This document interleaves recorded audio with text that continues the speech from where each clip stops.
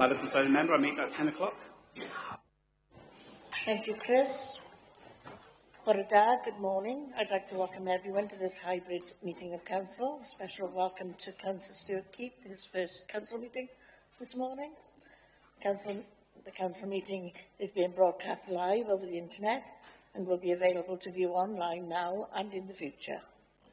We welcome the use of the Welsh language at meetings. I've had no request for people to speak Welsh today, so this meeting will be conducted in English only. Members in the Chamber, please be aware that we're all on camera and you may be visible on screen when people around you are speaking. And please remember to speak clearly into your microphones. Members participating remotely, can you please refrain from using the chat function and instead use the raised hand icon to indicate when you want to speak. Please remember to keep your microphones muted when you are not talking. May I remind members that as per the statutory guidance made under Section 4 of the Local Government Wales Measure 2011 and our formally adopted hybrid meeting policy, any member attending a meeting remotely must be able to be seen and heard by members and officers who are attending the meeting, as well as by members of the public viewing the meeting. So can I ask that you all please use your cameras for the duration of the meeting. Moving on to the agenda. Agenda item 1, attendance.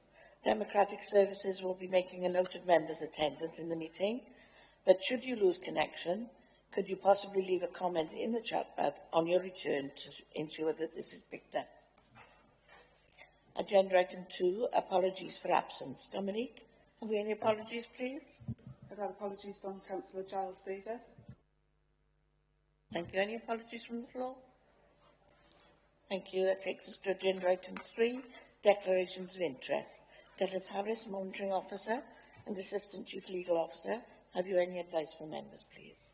Thank you, Madam Presiding Member. With regard to agenda item number 9, which is the budget, my advice to you is to declare personal interest if you are a member of a community council. Also, with regard to agenda item number 19, the county plan, delivery plan, there's reference to Blaenavon, Pontypool and Cwmbran community councils.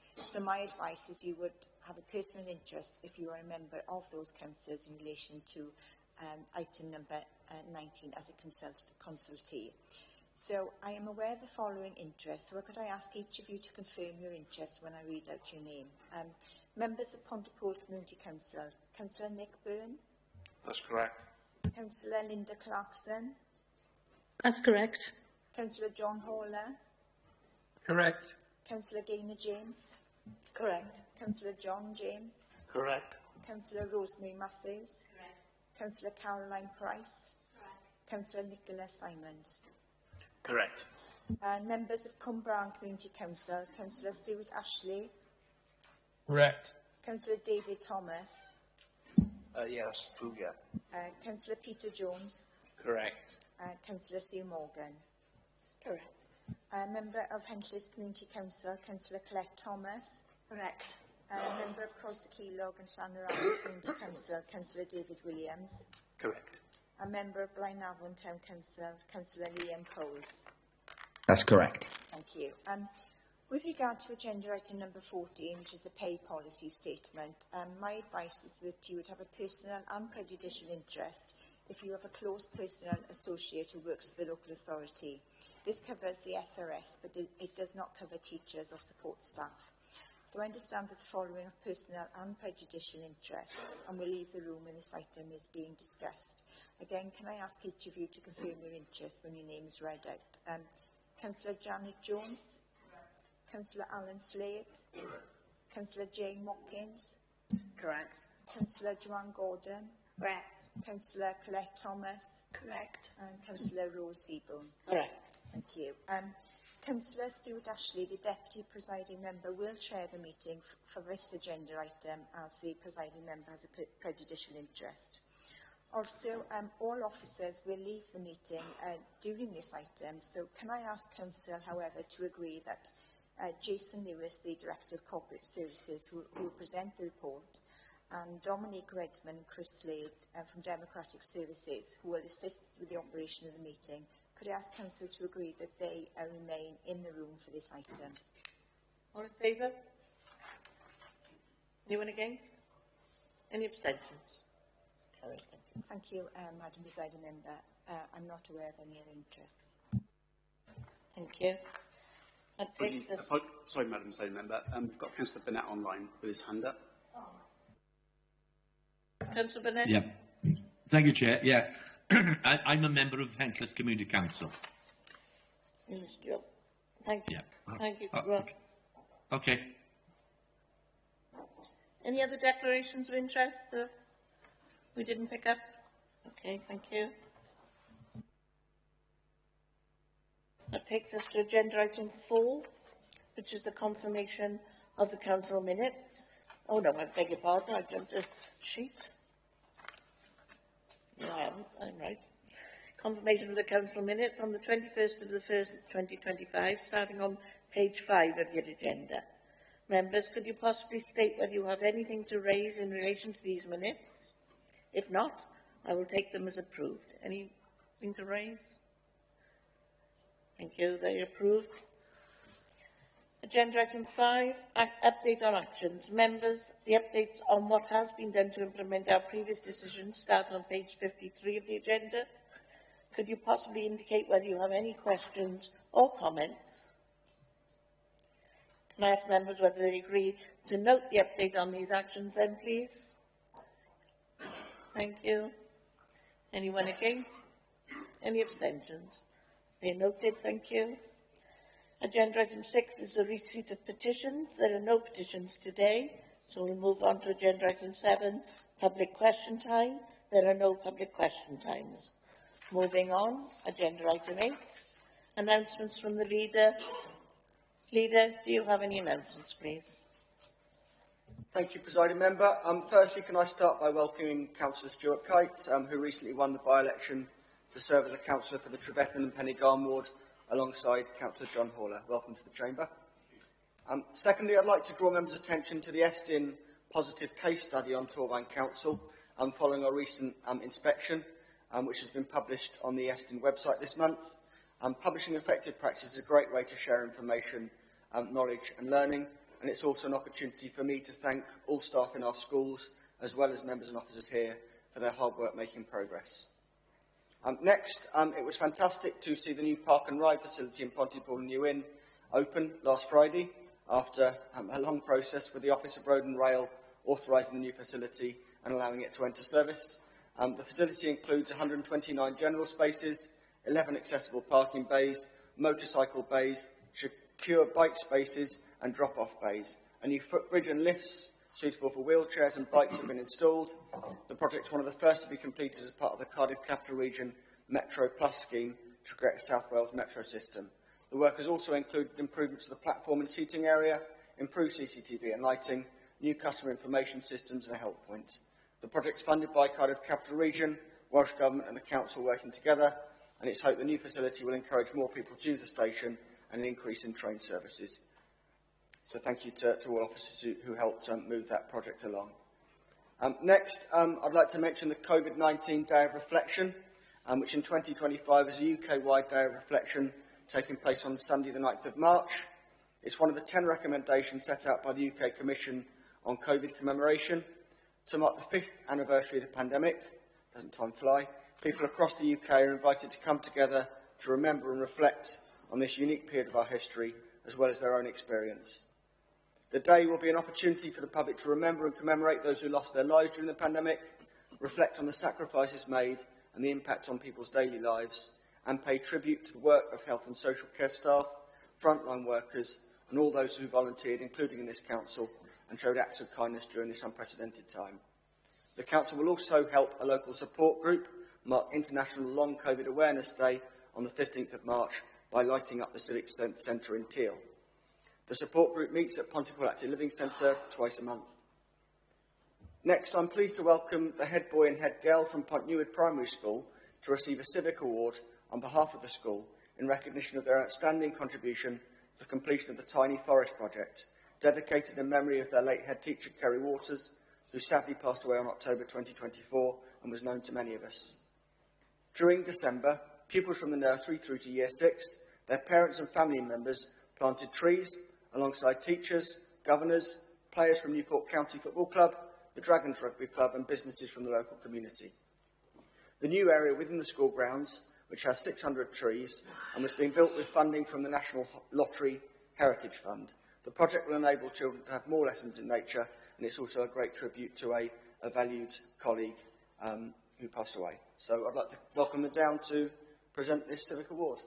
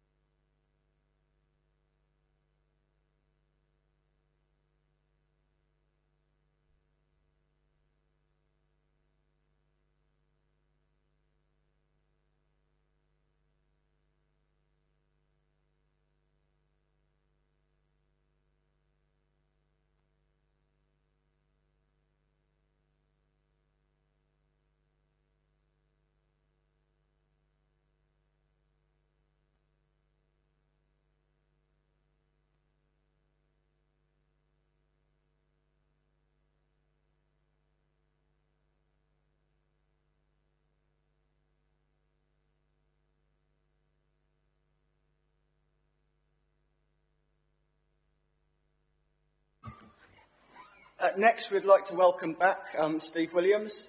Steve, who many of us know from his former ecological role at the council before his retirement, will be accepting a Civic Award on behalf of the Blaenau Gwent and Torfaen Local Nature Partnership. The award's in recognition of their 25 years working together for the benefit of the community.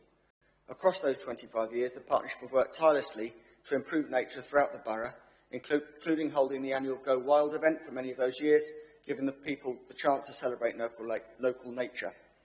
During the past 5 years, they've benefited from funding from the local Places for Nature fund, and in that time have planted thousands of trees, created hedgerows and orchards, encouraged a change in roadside verge management, and supported community groups to create gardens and other spaces for nature.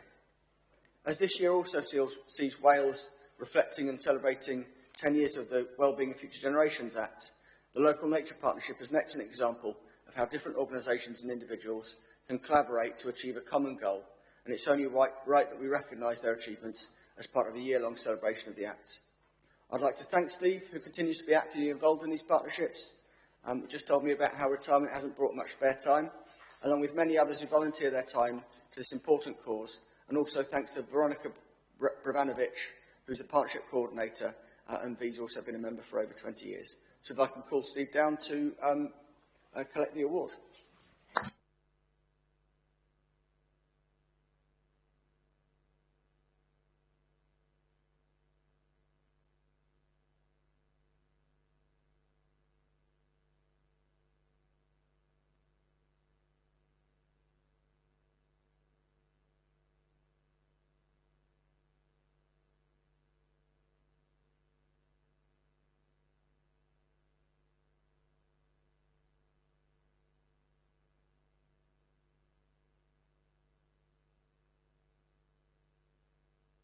Last but not least, I'd like to welcome members of Pontypool Youth Council, who will be giving a presentation on their twinning experience in Paris, which took place during the summer of 2024.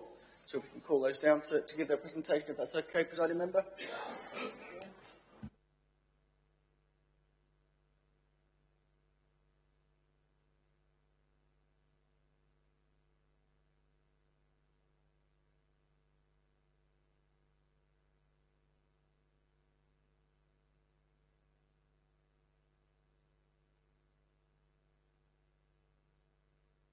Good morning and welcome.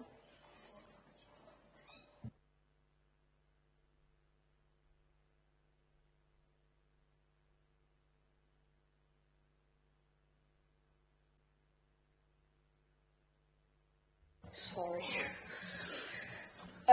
We are two of the 12 members of Pontypool Youth Council, funded by Pontypool Community Council and in partnership with Torfaen Youth Service. This morning, we hope to give you a snapshot of some of the ways we support Pontypool and help the young people who live here to have their voices heard. We attend monthly meetings in which we debate issues facing young people and discuss the annual events we would like to support. In 2024, some of the events we supported were the Sunflower Giveaway, Party in the Park, the Halloween event, November 11th Remembrance Ceremonies, and the famous Christmas Cavalcade. We give up our time to meet and greet with the community and promote our events in local youth clubs. We have also been a part of the pilot for Torvine's Youth Alliance. This involves young people from other forums coming together and sharing their findings and successes.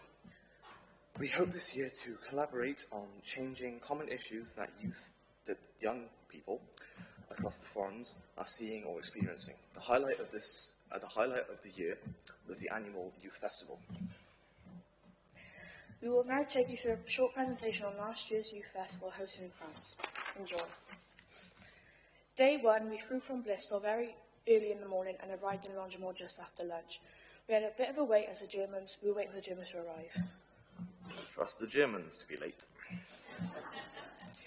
We were welcomed by the mayor and enjoyed some snacks. We were unpacked, and as the evening started, we were invited to attend a disco. We all had a choice of music and the DJ was awesome. This was a good icebreaker. Although it was awkward at first, we soon let our hair down and busted some moves. On day 2, we visited a town called Chartres. We visited a cathedral and had a little walk around the town. The cathedral was beautiful. I really enjoyed looking at the architecture and enjoyed how peaceful it was. Then we visited a swimming centre close to Chartres. It was a really cool place because it was indoor and outdoor, with slides and lots to do. The coolest part was swimming outdoors in the rain. Although since it was France, I had to wear some questionable swimming pants. But after having a meltdown, I did really enjoy it. Day 3, we enjoyed a treasure hunt around Longjumeau with elders. They didn't speak very much English, but they were really enthusiastic and friendly. We tried to speak some French, although it wasn't very good.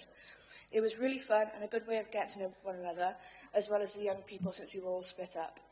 In the afternoon, we attended a workshop on climate change at the youth centre. It was really interesting and well planned, although a little tiring.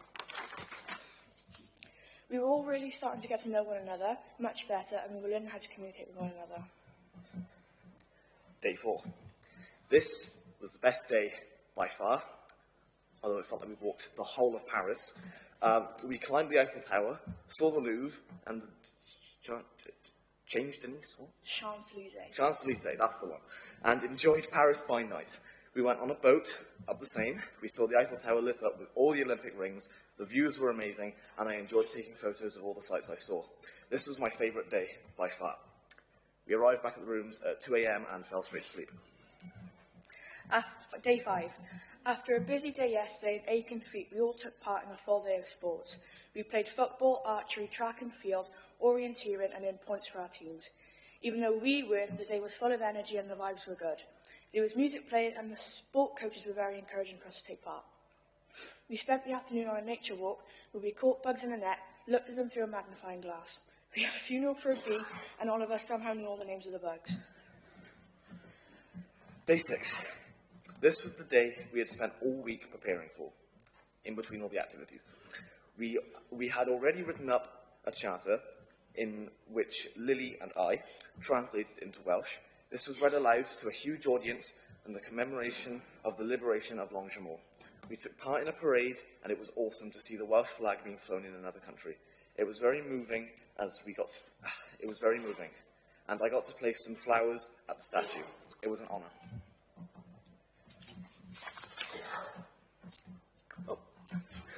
We spent the evening back at the youth centre for a party. We performed a play that we had been rehearsing all week. After the nerves had gone, we enjoyed partying with our friends. Oliver did some questionable dancing, but the bonds we made were unbreakable. I speak with the other young people on a weekly basis, and they all are looking forward to coming here this year. Being part of this group has helped me so much. I've gained confidence and skills, met new people, travelled and improved my chances and experiences in the world. I'm very grateful for the opportunity the Youth Council has given me. Thank you for listening.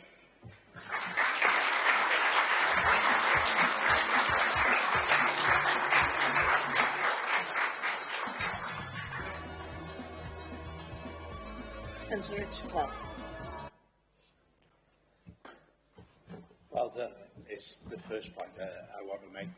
It's not easy presenting to members. I've been here 20 years and it's still not easy presenting to members, and the microphones are a right wrong pain in the behind. So what you've achieved is fine. But what a fantastic opportunity for you as we're approaching the 80th anniversary of the war in Europe. You know, what an important part, and to bring Welsh into that as well. I've just started Welsh lessons, so I don't envy you translating that. So well done. What a fantastic opportunity, and building those relationships with our European cousins, I think is important, and will stand you both in good stead. So thank you for your presentation and bringing it forward, and I hope those memories and relationships last for you. And who knows, a couple of years' time, we might actually see you in the chamber sat on the that end, if the council gives you any encouragement for the future. Oh, you never know. The leader, Councillor Anthony Hunt. Yeah, I'd just like to thank you for coming in. It's great to hear about the benefits to our young people, both of Twinning and of the Youth Council. We certainly seem to have packed a lot in. I've walked around Paris myself and ridden around it too. I know how tiring that can be. But the awareness you seem to have gained of the history with the liberation of Longjumeau, awareness of other cultures, and also the confidence that events like this can bring out in young people is something that's well worth it. And I'd just like to finish by saying a big thank you to our community councils for their support for Twinning. It really does open up opportunities for young people who might otherwise not be able to have those opportunities. Thank you, Leader, and thank you very much for presenting this morning. Can I speak? Yes, Councillor James. Yes, can I just say, and as leader of Pontypool Community Council, I'm so proud of our Youth Council. I think it's absolutely amazing they get these opportunities to go to our European countries, which is even more important these days. So I just say well done for representing us and doing an amazing job. So, thanks. Councillor James. Councillor Gordon. Yeah, thank you, Presiding Member. I don't think I can let the moment pass without adding my congratulations as well. How refreshing to see something like that. When you get involved, it's good to see our young people get involved in politics. I say this as somebody who, about 40 years ago, did a very similar thing to that. And I still keep the memories of that, and you will keep those memories with you. It's really important. It is difficult standing up in this chamber and making a contribution, but as Councillor Clark said, hopefully in a few years you'll be sat here. Well done. Well done, and thank you. Anybody else wish to speak? No, thank you very much. Thank you for attending this morning.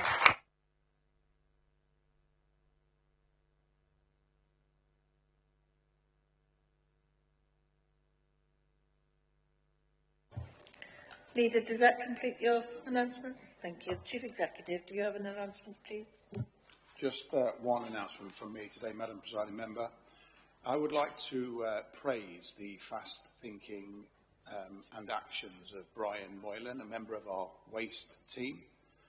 In early January, Peter Scott, an ex-head teacher of Aberystwyth Comprehensive, who many of you may remember, unfortunately had a heart attack when visiting his local post office. Peter collapsed in front of a member of our waste team who ran out of the post office to get help from other crew members.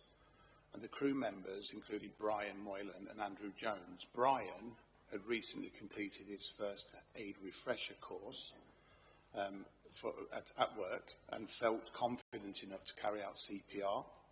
And for around 20 minutes or so before the ambulance arrived, and then Peter was taken away. The crew members actually thought that Peter had passed. They were obviously thrilled when they were informed that he'd actually survived. The staff at the Grange said that Peter was lucky that the quality of the CPR that he received was so good, and it made all the difference to saving his life.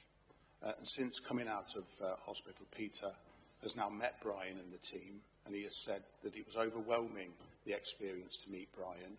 He saved my life. I think that we were both surprised and shocked by the experience. He went on to praise the work that Brian and the crew do more broadly, saying it's not an easy job, they deserve credit for what they do, and then went on to thank him, of course, for stepping up in that emergency situation.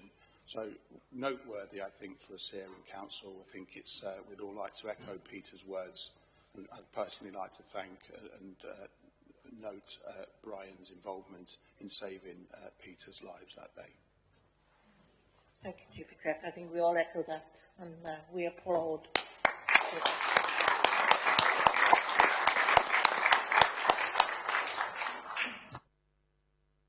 Thank you. No other announcements, Chief Exec? Nothing from me, Madam Presiding Member. Thank you. That takes us to agenda item 9, which is the budget 25-26, the medium-term financial plan, starting on page 55 of your agenda. I'd like to welcome Andrew Lithgow. I think this is the first time to Council this morning as well for Andrew, the Strategic Director Resources. Could you deliver this report, please? Thank you, Madam Presiding Member, and good morning, Councillors. Could I start by thanking Cabinet and all members, because there has been full engagement in the budget setting process for 25-26. And also like to thank Nigel, who made the transition from the Section 151 officers from himself to myself as smooth and as simple as possible. So I'd like to thank him. And the Council has over 800 different tasks and responsibilities it has to carry out every day, and all of these are included in the budget. The budget is a whole Council activity, with the executive team and the leadership group being fully immersed in the process of supporting and building the budget, supported by Rob and Dave from the finance team who are here in the room today.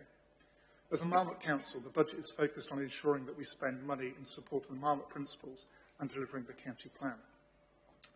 Today, Council is asked to set the budget for 25-26, agree the increase in council tax, agree the Marmot and reserves policies, and agree the capital and treasury management strategy, and agree the medium-term financial plan, the MTFP. So quite a lot of activity today. Also, Council needs to agree the precept levels to enable the Council as a billing authority to issue the council tax bills, which include the precepts for the community councils and the Police and Crime Commissioner. And the team are on standby after the meeting to get cracking to get those bills sent out. The budget setting process is an ongoing task that started last March. At that time, the MTFP showed that over the 4 years, the gap was in excess of £35 million, a challenging budget and challenging MTFP.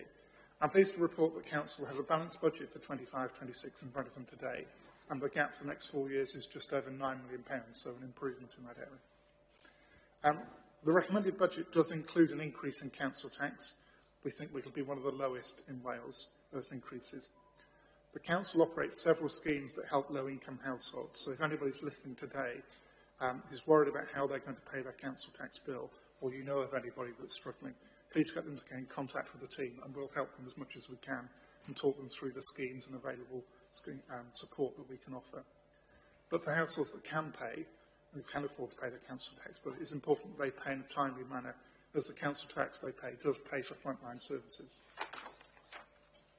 And the settlement from Welsh Government was very welcome and is more than we originally planned, and this has helped in the setting of the budget and the planning for future years in the MTFP. There still is further work to do in the MTFP to bridge the gap, and that work is ongoing, and we're working through the detail. One of the significant challenges that faces the Council is the Children's Services Transition Plan. This is a significant piece of work, reviewing and improving the way that Council supports families and young people. The current cost pressures will continue for a while longer, and the budget assumes the use of earmarked reserves to bridge the gap, but we are confident we will make the changes and we will get the budget back into balance on an ongoing basis. In terms of the capital programme, you can see there's an investment in our schools, highways, recycling, Green Meadow Farm, disabled facilities grants and contributions to the Cardiff Capital Region, a comprehensive set of capital programmes in there. And as the Council's Section 151 officer, I need to be satisfied that the level of reserves are appropriate and the assumptions used to set the budget are robust and appropriate. The current reserves levels are higher than we predicted in the MTFP a year ago, and the papers show that there's an expectation that there will be some moderate use of reserves during the coming years, but I'm still comfortable that the projected use of reserves and the balances is appropriate. The paper outlines the various assumptions used in setting the budget, and I'm happy with them. It's important that we don't become complacent, and it's important that we deliver the planned savings as they're mapped out in the budget, and the council tax is paid and collected, and we continue to recognise and manage the risks we're facing. But notwithstanding all of that, I'm comfortable that the budget you have presented with you in front of you today is both deliverable and appropriate. Thank you, Madam Presiding Member. Thank you, Andrew. Leader Anthony Hunt, please. Thanks, Presiding Member. I'd just like to start by thanking members and officers for their hard work putting this budget together. To Andrew and Rob, your calm manner is appreciated. The way that we've maintained a good working relationship is key, with relevant appreciation of the roles that we have to play in setting this budget. Also to Dave Weaver and the rest of the team. I know it's Andrew and Rob's first full year budget, certainly not Dave's, but his input is always appreciated, especially as it is the first budget, has been mentioned, without Nigel Aurelius sitting in the seat delivering the budget report. I really appreciate the calm approach that the team have continued to take to budgeting, and the way that budgeting in this council isn't the big bad finance department against the rest. It's everyone working together to try and bring in a budget that both balances and keeps costs down, and drives out efficiencies, and gives services the resource they need to continue to deliver for those that we serve. I'd like to continue by drawing members' attention to section 3 of the report, especially paragraph 3.3. This outlines how we started the process for the 25-26 budget almost 12 months ago now. In our initial estimates, we forecast a funding gap of almost £20 million. Now, we've worked hard throughout the year to bridge that gap through efficiency savings, reorganising how we do things, for example, the work with Blind and Gwent, always putting services and protecting the front line first. Section 3 takes you through how we've done that and outlines the budget process. In Torvine, I think it's key that we don't wait to start the process. We start on next year as soon as the budget is set, and we'll continue to do that for the coming year as well. A big thank you to all Cabinet and Scrutiny members for their input into this process. I think there's real value in the approach taken by Scrutiny, as it gives members opportunity to examine proposals at the estimate stage in the autumn, as well as at the draft saving stage in the new year. The big events in this budget year have been the two budgets at UK level in the autumn and the Welsh Government draft budget in December, and they've had a huge impact on our budget setting for the coming year. Having a Labour UK and Welsh Government working with us to invest in local services has really been a game changer. At the start of the year, we are having to plan on a cash flatline or a 1% cash uplift in our budget under the Conservative Government spending plans. So that would have been a real terms cut of a significant amount in our budgets and would have led to some real consequences. Instead, following a UK budget and a Welsh Government budget, a settlement of 4.8% has made a big difference, giving us over £7 million extra to invest in local services and to keep bills down. This hasn't made things easy, but it's meant that we can reinvest efficiency savings in key priorities, including schools, social care, transforming children's services and repairing roads. So this record of budget planning, reform and investment means we can invest in those key priorities. Paragraph 3.15 of the report outlines the key priorities our budget delivers on, including a £6.7 million increase to the schools budget, comprising of £5.4 million to schools, the second tranche of funding for the expansion of Cranbridge Special School, a further additional investment in the school budget, £250,000 for schools-related ALN support, and funding for demand pressures within school transport and ALN of £800,000. And just to give you a little bit of context in that, the £140,000 extra ALN provision will enable us to have 10 further specialist ALN places either at Cranbridge or in our other sites, which will make a huge difference to children with additional needs. We've included funding to recognise the impact on social care providers of the 5% increase in the living wage and provides pressures associated with commissioned care services, an extra £1 million to adult social care to maintain service levels, an extra £1 million to help children's services with their transformation plan, £385,000 for waste services and £227,000 for waste education enforcement to help us keep recycling rates improving and to maintain, importantly, fortnightly bin collections. An extra £250,000 to continue the school leaver employment apprentice scheme, £534,000 to fund the council tax reduction scheme, which currently helps 9,426 households across Torvine, and at least an extra £3 million for highways repairs over the next 2 years through use of the Welsh Government Local Borrowing Initiative and other council resources.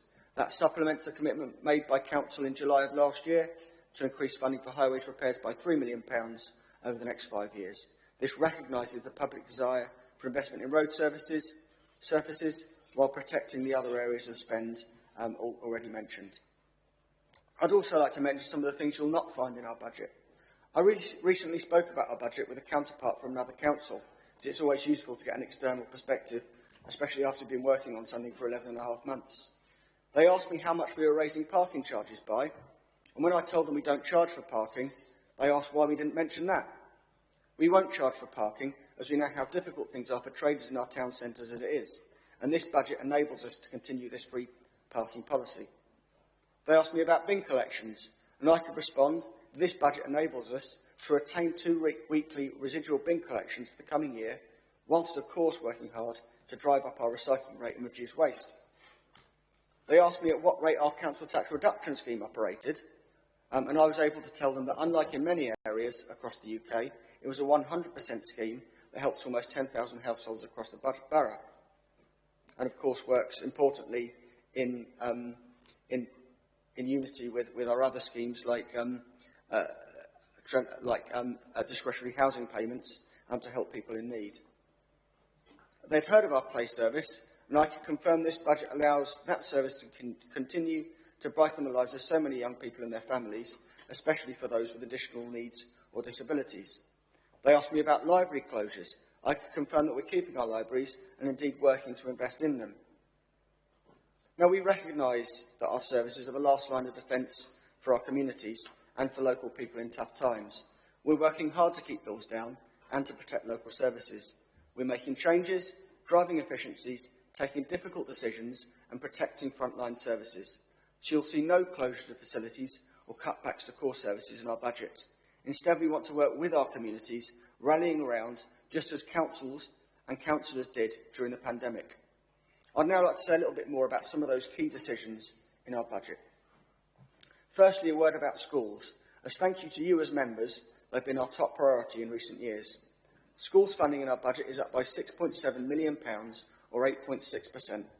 This means, on average, an extra £440,000 for each high school in the borough, and on average, an extra £100,000 extra for each primary school in the borough. Exact figures will obviously depend on pupil numbers, but this will help keep teachers, teaching assistants and support staff in our classrooms to help people learn and thrive. That's particularly vital for me in a post-pandemic situation where the demands on our schools to take care of pupils with additional needs are strong. Now, we recognise that despite the huge amount of work done by our 21st Century Schools programme, with most recently the mainly primary construction coming along nicely and the new Crown Bridge extension, there is still work to do on the material condition of our high schools. Alongside Richard, I'll continue to work with Welsh Government to do everything in our power to invest in facilities for the future. Like every other council across the UK, our roads are in need of investment. We hear that loud and clear from consultation responses.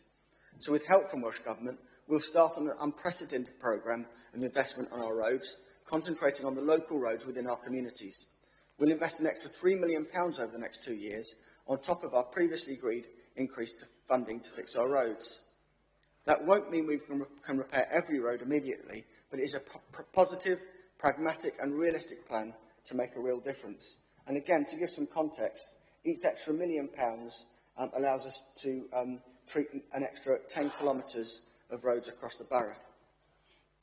On funding for social care and the vulnerable, older residents or those with disabilities or illnesses rely on social care services. We're investing an extra £1 million in those services so they can continue to help local people when they need it. Plus, we protected adult services from having to make damaging cuts to services that would have a real impact on the most vulnerable in our communities.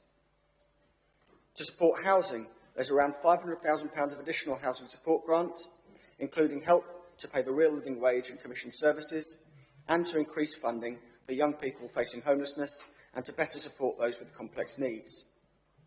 To protect vulnerable children, Children's Services will help keep vulnerable children safe, including children in care and those with disabilities. They're working on a transformation plan to deliver better outcomes for those young people and make the service more sustainable in the long term. This budget delivers the investment that's needed to deliver those improvements. On refuse and recycling, we're committed to the campaign to raise recycling rates, working with our teams and residents to recycle more and waste less. This extra investment will help deliver that plan while keeping residual collections fortnightly. We know that local services are the sum total of the efforts of those who work in them. Most of our staff live locally, so their importance to the local economy can't be overlooked. We also need to train up the next generation of local service workers to keep those vital services running, from our schools to our libraries to the local environment. That's why we're investing £250,000 to continue our school leaver and apprenticeship scheme, giving jobs to young people. We now have about 100 employees training and working towards new qualifications. A word on council tax. The proposed council tax rise of 4.9% is one of the lowest proposed rises in Wales again, following on from the lowest or equal lowest in Wales over the past 3 years. Our policy of keeping council tax rises as low as possible means that residents living in Band-D properties are now paying £148 each per year less than if we'd risen council tax in line with the average across Wales. We now have in Torfaen the 5th lowest council tax in Wales because we recognise how difficult it is for people to pay bills. We've also continued to fund our council tax reduction scheme, one of the most generous schemes in the UK, which helps nearly 10,000 households across Torfaen. And I'd like to echo Andrew's thanks, a big thank you to all those who pay their council tax in good time to help fund those vital local services that help local residents and communities. I'd like to finish by welcoming some of the final budget proposals from Welsh Government that were outlined last week, including the £30 million of investment in social care, the £30 million of extra investment in childcare, the subsidised bus travel for under-21 scheme, which I believe will result in a single fare maximum of £1 for under-21s and a day maximum fare of £3. And I'd also like to finally welcome the £5 million for children's play areas. I promise to come back to Council when we know in more detail about that. For me, that's striking because Pont Newydd Playground was recently opened and has showed the huge difference that can make to the lives of children, having that inclusive, modernised play area for them to use.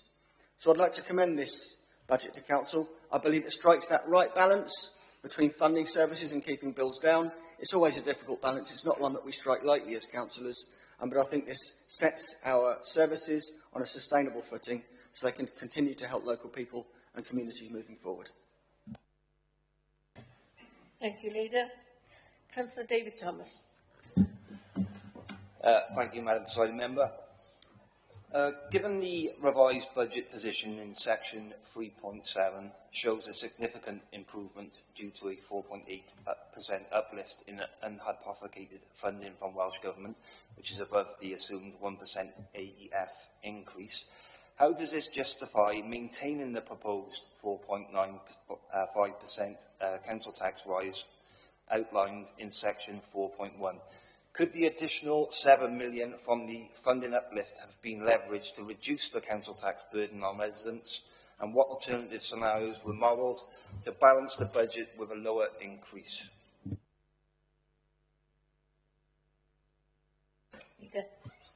Council tax setting is always a balancing act between keeping bills as low as possible and funding local services.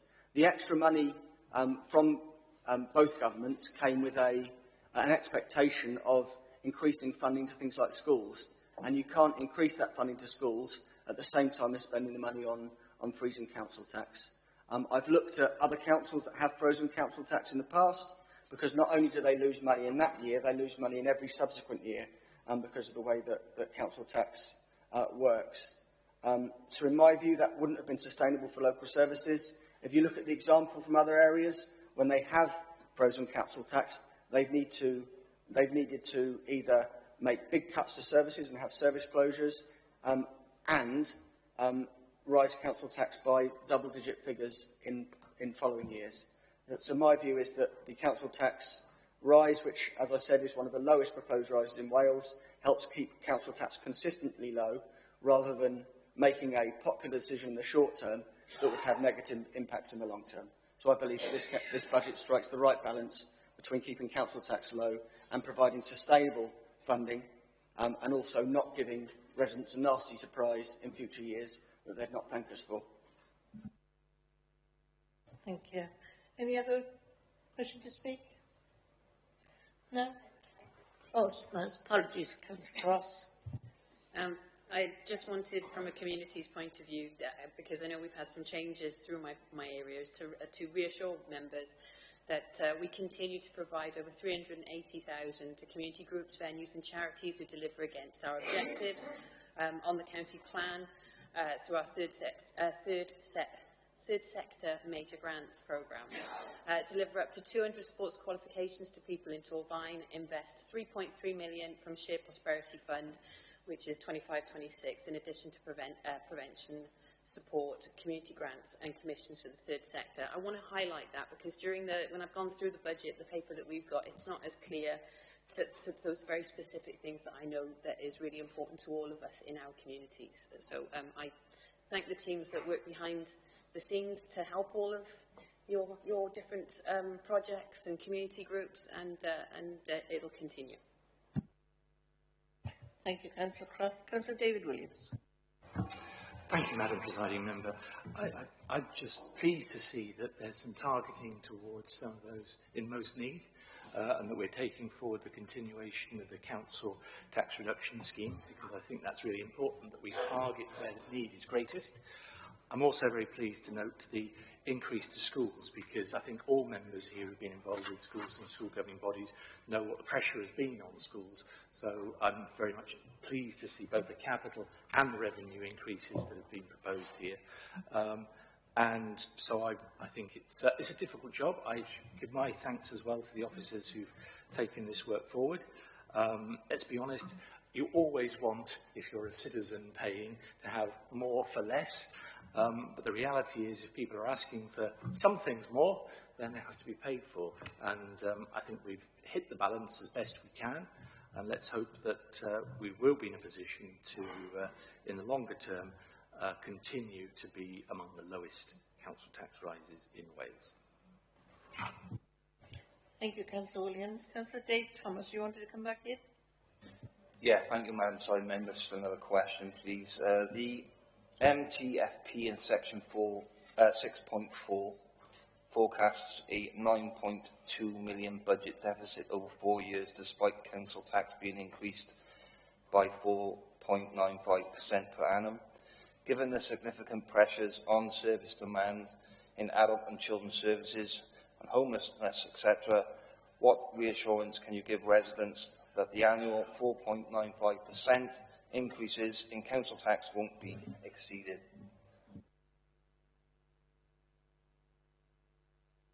Come back on those last two questions in particular. I thank Councillor Williams for the recognition of the council tax reduction scheme, which I think sometimes goes unnoticed. Across Wales, remember, we have a 100% reduction scheme, whereas in other parts of the UK, there is less than that. So that means people don't have to find, people on low incomes don't have to find the gap. And I think that's important because that will, make difficult finances even more difficult. And welcome his comments on schools. Let's be clear about this. Schools, following this budget, won't be living it up, swimming in swimming pools of gold coins. What they will be able to do is meet their pressures in a way that hopefully can protect staffing pressures and enable them to meet the huge demand that there is, especially in areas like additional learning needs at the moment, to keep staff in our classrooms. And that's what I'm really keen to do. Losing teaching assistants, especially from classrooms, has a real impact on the ability of children to learn and teachers to teach. And that's something that I'm really keen to help us avoid in Torvine. So, I know what huge work our staff in schools do and what huge work governors do in schools to try and keep their budget sustainable and to keep staff in their classrooms. So I want to give them as the best chance as we possibly can of being able to make a good fist of that and to help educate our children in a way that's positive and gives them a good start in life. Question about the medium-term financial plan. You're quite right, the deficit over 4 years is £9.2 million. I can give an assurance that we're doing all that we can to help meet those pressures. We've got a good track record, actually, of meeting pressures exceeding that £9.2 million over 4 years, whilst keeping council tax as low as possible. It's not our intention to exceed that cap Indeed, it's our intention to do everything we can to manage that gap downwards as much as we can, depending on future coming from central government in future years. So we'll continue to work to try and keep bills as low as possible in a sustainable way, whilst meeting the demand pressures that you mentioned services have. And if I can push back a little, the two questions that you asked do stand in slight contradiction to one another. Of course we want to keep council tax low, but you mention in your second question the pressures that face local services, and we do have to provide a balancing act. Sitting in this chair, my sums have to add up, and I take that responsibility as a great burden.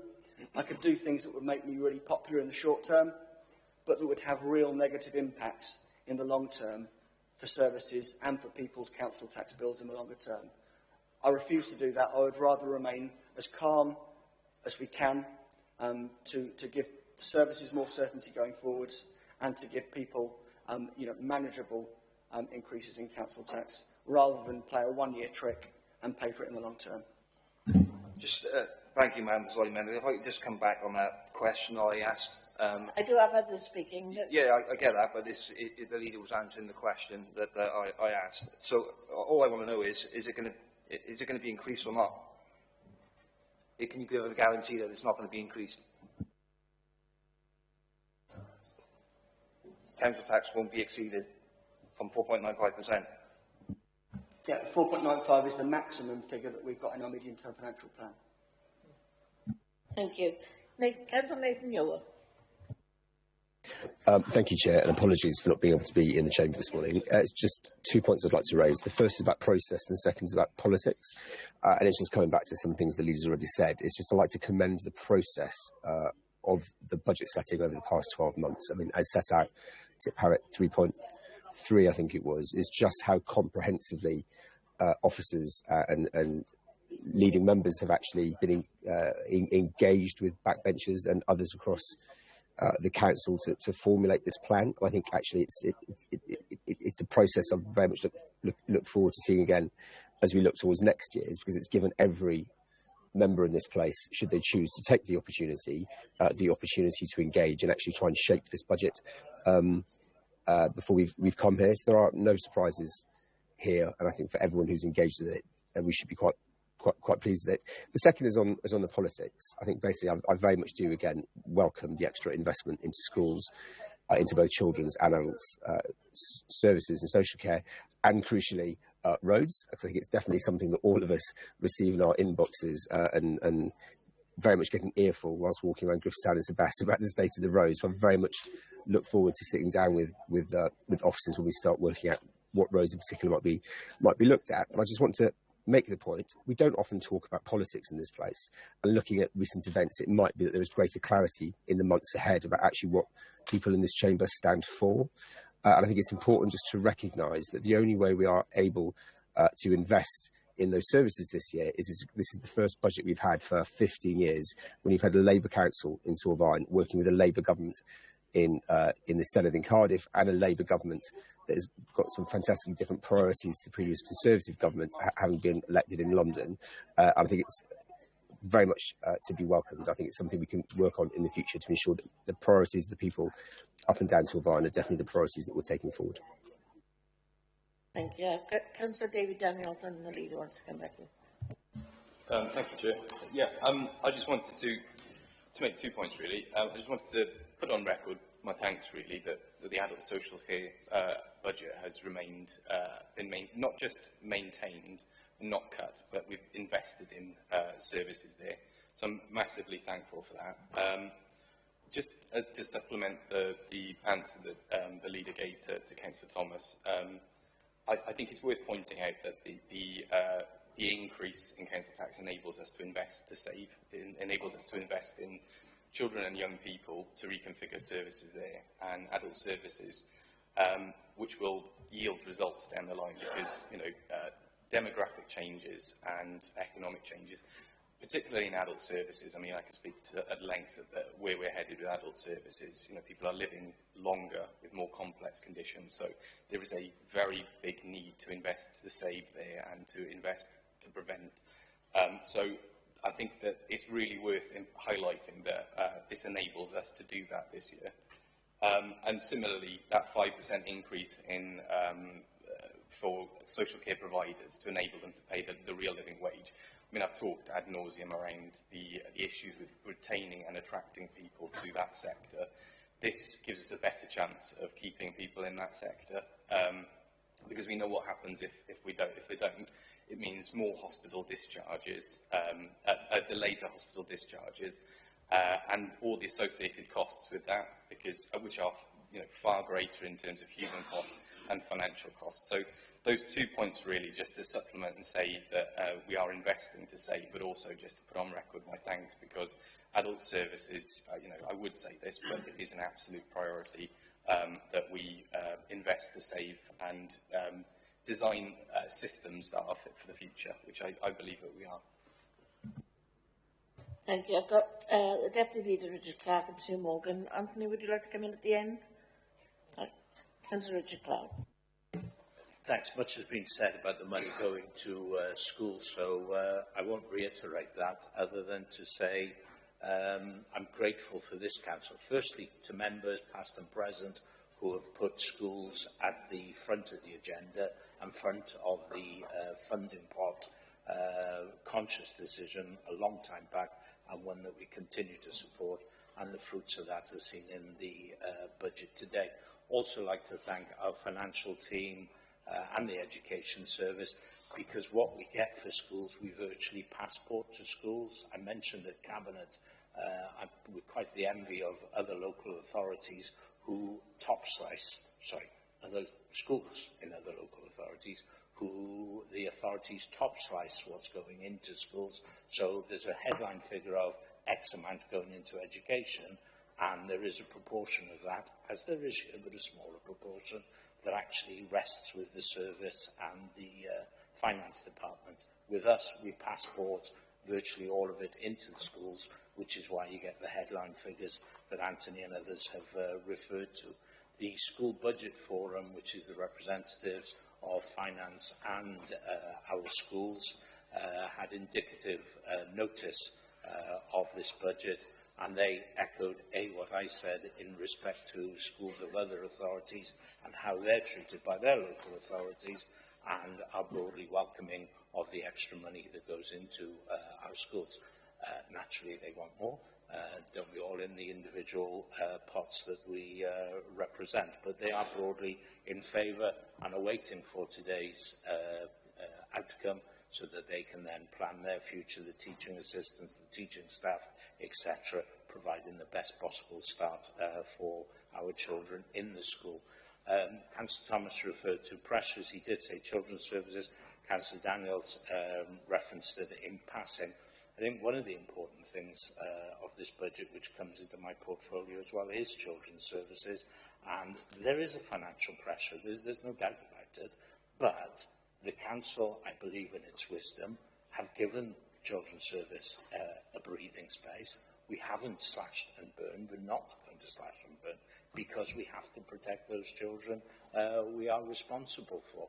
But the caveat to that, as Councillor Daniels referred to in adult service, is a long-term outcome whereby looking at what we provide, how we provide it, and the same old doesn't fit anymore, we will have a leaner, more efficient, child-focused, it's child-focused at present, but better outcomes for children out of that. I've got a meeting this afternoon. We meet fortnightly looking at this, the AIG, as we did for education, and I'm sure the outcome of that will be well worth the money that we're putting into front.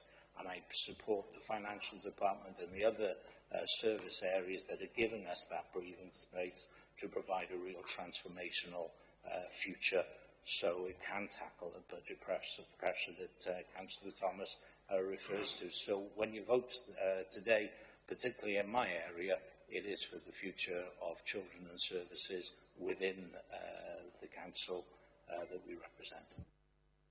Thank you. I have Councillor Sue Morgan and Councillor Alan Slade, and then I'll bring in the leader. Sue Morgan. Thank you, Madam Presiding Member. I just wanted to emphasise the whole authority effort that goes into achieving the maximum levels of efficiency, economy, effectiveness. so that every penny of the public money that we spend is used to best effect. And I think while the demand levels are skyrocketing in the more invisible services around children's and adult social care, for example, those very highly visible services are doing their utmost to get the best value for money out of the resources that they have at their disposal. And it's right that we prioritise highest need, but those very visible services come under a lot of pressure and a lot of criticism. And I'd just like to pay testament, particularly to the management of environmental services over the last year, where there's been a real bearing down on economy and efficiency, and that lens that is applied to every decision. How do we get the best value from this arrangement, from this change, from this policy, is relentless. And I really want to thank our staff across the Council for working in such a collaborative way, prioritising the Council's areas of policy need, but also doing their very best to deliver good services under real pressures for their resources. So I'd like to thank them for that. Thank you, Councillor Morgan. Councillor Alan Slade. Thank you, Madam Presiding Member. Just a couple of brief queries, really, about the capital programme. I noticed the British, for instance, this year, there's an expected expenditure of £5 million. Just a quick question, is that old money, or is that going to be new money? Are we going to be asked for a further sum? So that's that. Bulking and bailing. We seem to have had that on the capital programme ever since I became a councillor in 2017. And I would just be interested to know how much we've spent on that to date. And my last point is just it's probably a typo. In the asset maintenance in 2930, I think there's a 1 missing off the core capital. It should be 1,460,000, not 460,000. That's it. Thank you. Thank you for those observations. We'll take the last speakers, Councillor Alfie Best, and then I'll ask the leader to round up with your answers. Councillor Alfie. Sorry, Chair, point of order. Am I not going to get an answer to the questions? You need Am I not going to get an answer to my questions? Yeah, you will. Yeah. Okay. Yeah. Good. Councillor Alfie Best, and that will be the last one, and the leader will round up with the Councillor Gordon wants to speak after me as well. So I'd just like to praise the budget, because in the 3 years that I've been on the council, or the 3 budgets I've been a part of, they've all been overwhelmingly positive, and at the same time kept some of the lowest council tax increases in the whole of Wales, and I think this one's no different. There's too much to go through, but the extra funding for filling in potholes, improving the highways, extra funding for schools, I think this budget is definitely something to be proud of, and it's definitely something I'm going to support. In previous years, I've been quite proud to be a councillor in this chamber, because I've seen independent councillors and Labour councillors working collaboratively, and I think in my first year the budget went through unanimously. I'd like to echo Andrew's point that every councillor in this chamber, with the exception of the new councillor for Shrewethin, has had the opportunity for input on this budget. The initial revenue estimates and financial planning for the financial year 25-26 have both been through a cross-cutting committee, and there have been little to no comments from independent or then independent, perhaps, reform members. With the return of party politics to the chamber, I suspect we'll see more of what we've seen already this year in the Senedd and in Westminster, which is impactful, positive and responsible work from Labour governments being picked apart with no real alternative being offered. If you plan to vote today against this budget on the grounds of a council tax rise, you must explain to your residents why you have voted against extra funding for highways and extra funding for schools. I think it'd be irresponsible to do that without doing that. I'll be voting for this budget because of the points that I've raised, and I hope everyone else will too. Thank you, Councillor Alfie. Now I'll hand over to the leader, and can you answer the question? Sorry. Oh. Yeah, Joe. Thank you, Presiding Member. I just wanted to respond to Councillor Slade's question about the capital funding for the British. That's existing funding that's been agreed by Council on 2 occasions. We're not trying to slip something in sneakily. Mark Jones. Councillor Mark Jones. Thank you. Just to answer Alfie there. As the budget has been kept low, but a couple of years ago it was kept low by us digging into the reserves, and that was the only reason it was kept low. And we're here to represent our residents, and there's not many of my residents that have come to me and have accepted a rise. So that's what the vote will be on. Thank you. Thank you. Councillor Sue Morgan. Thank you, Presiding Member. Just coming back again on Councillor Slade's question around bulking and baling. Yes, that's ongoing funding, because obviously the point at which we replace bulking and baling equipment is part of a bigger jigsaw puzzle and has to be retained for the right moment for that investment. But it's well, on the bulking and baling specifically, it's a sum of money that's been reserved for when that need needs to be met. So bulking and baling as an ongoing process is part of the normal revenue budgets. But it's in the capital programme. So why would the capital programme be used to fund revenue activities? This is for a capital investment in bulking and baling machinery when it becomes due. So it's existing money. Thank you. But we don't know how much we spent yet. Thank you. Thank you. I have Dave Daniels now wishing to speak. Yeah, sorry to extend this further. Just to provide an answer to Councillor Jones's point there. I mean, if you look through the consultation report, you're correct. Members of the public don't want a council tax rise. But the dilemma we have is that they overwhelmingly support a £5.3 million increase in Torrent schools, £800,000 going to Cranbridge School, £800,000 to meet pressures on school transport and ALN, social care, enabling the real living wage. They support a raft of investments that cost money, so they want these things to happen, but they don't want council tax. And I do understand that people are hard-pressed, but this is the dilemma that we have. We represent members of the public, and how do you make that work? How do you make the overwhelming desire to see investment in schools, social care, and infrastructure and the borough, whilst not raising revenue? How do you make that work? Is the question, I think, essentially, that Councillor Best was asking. Thank you, Councillor Daniels. Councillor Jones? Yeah, well, I agree with that. Obviously, in the ideal world, then central government is where the extra money should come from. But also, this 4.9% rise, how many people is that then going to push under what they can't afford? So then they're going to have to be helped by Torvine Council. So that pot is not going to be as big as what you think it is. Because there are a lot of people with that 4.95% now will not be able to pay their way. And you can bet the council tax will be one of the first things that they won't pay. We can answer that one at the moment. Councillor Anthony Hent, can you answer the British question for Councillor Slade? I'll try and take those points in turn. I think the first person whose question I haven't answered so far is Nathan. The point about roads that you make, I think, is an important one, because this isn't for me just about road surfaces. This is about people's communities and people's local environments.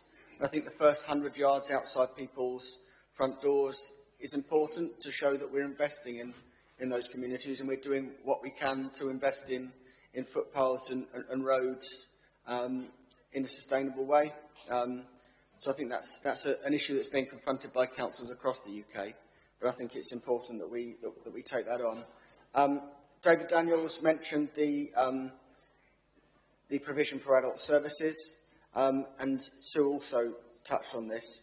I think that's important for me because we've got to recognise the impact of our decisions on the most vulnerable members of the community.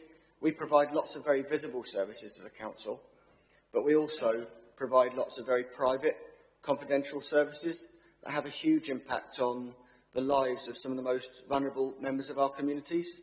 And without those services, other people might not see. They may not be able to live independently, or their lives would be transformed in a negative way. So I think how we balance those services with the more universal, visible services is a key dilemma, I think, for councils moving forward. And the other point you mentioned about investing to save in the longer term, again, I think we have to think long term. We have to think about both the services and what we can do to intervene earlier to stem the rise in demand for acute services. We have to think about our staffing in terms of sustainability as well. Across local government, across the country, there are more vacancies than there ever has been. There's more of an issue with retention of staff, particularly in some areas.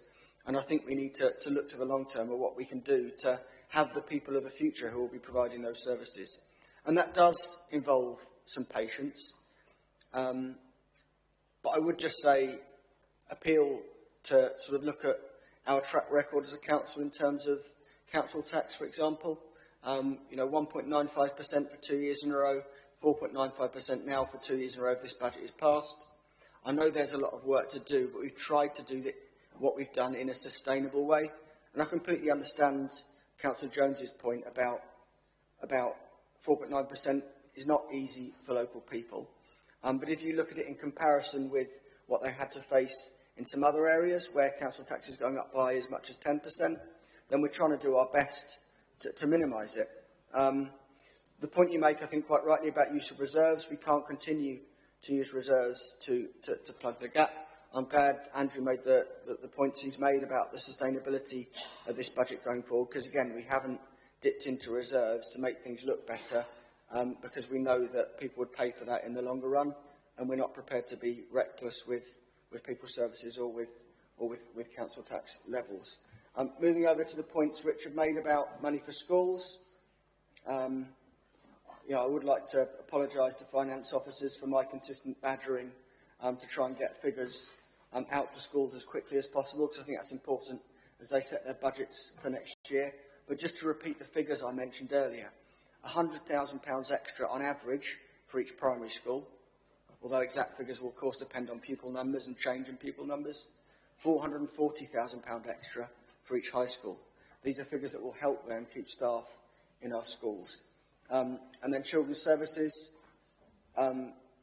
Richard's quite right to try and look to the long term about how can we get to a sustainable place and a place that results in better outcomes for people.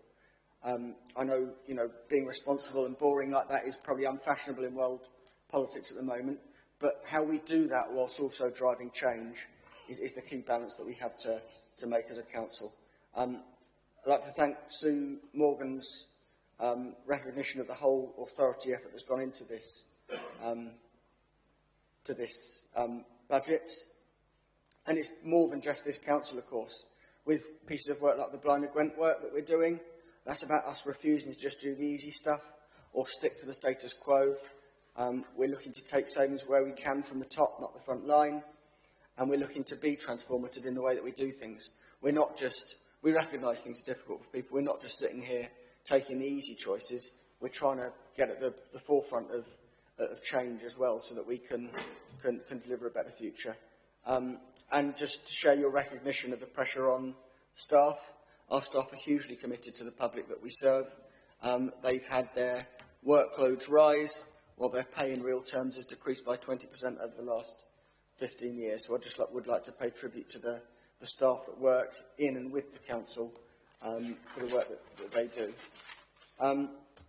Alfie, the key question for me in this is we have to recognise that things are tough, but ask ourselves a question of what we can best do to help as a council. And for me, that is investing in those key services that can keep our communities strong and can give people the best chance for the future, and whilst keeping costs down. The scrutiny process, as I said in my opening, I think is a really worthwhile process in not just going to scrutiny after we've made decisions, but going to scrutiny when we're putting together the estimates, and then when we've received the draft budget from Welsh Government, to have a look at the kind of choices that we can make as a council. Because this is all about choices. We have to engage with the world as it is, not with the world that we'd like it to be. I would defend the right of all members to ask questions. You know, it's our job to ask questions, even if they're awkward ones. For me, I think Councillor Slade made some, you know, valid questions about the capital programme. I hope that's something we can bring back to Council. I think sometimes the capital programme, just like the medium-term financial plan, can get a little bit swallowed up in the immediacy of the revenue budget. I think looking at the capital programme and what we can do to squeeze the most out of that capital for the benefit of our communities is a very valid thing for councillors to scrutinise. So I'd just like to thank members for their questions as part of this, and just to assure you that, you know, we will keep coming back to Council as we look to the future and we look at what we can do to keep our Council services on a sustainable footing. Thank you, Leader. That was a very detailed debate. The recommendations start on page 73 of your report. I'm sure you've all read them in great detail, so I won't read through the last 2 or 3 pages. Are there any members that agree with the recommendation, please? All those in favour? Anyone against? 1, 2, 3, 4, 5, 6, 7. Thank you. Any abstentions? Thank you. That budget is carried. Takes us to agenda item 10, the County Plan 2022-2027, Delivery Plan 25-26. This starts on page 191 of the agenda. Stephen Vickers, Chief Executive, could you deliver this report for us, please? Thank you, Madam Presiding Member. The report seeks Council's approval for the adoption of our 4th annual delivery plan.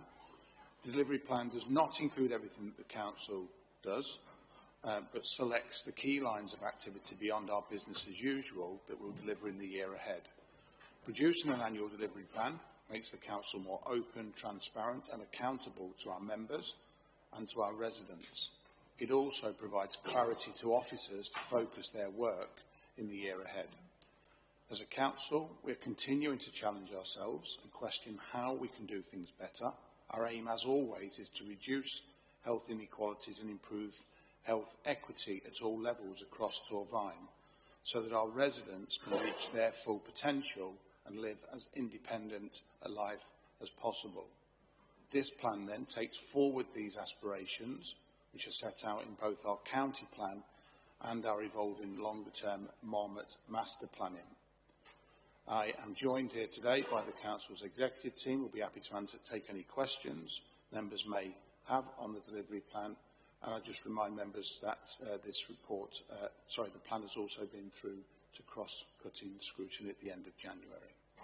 Thank you, Madam Presiding Member. Thank you, Chief Executive. Can I ask if anyone wishes to speak to the report? We've had several debates. Councillor Jones. Thank you, Madam Presiding Member. The report proposes Torfaen's delivery plan for 25-26 for approval by Council. As Stephen has already set out, since adopting our county plan in December 2022, we have produced and published an annual delivery plan for each financial year. We will continue to do this throughout the lifespan of the county plan, highlighting the key activities planned for the financial year ahead.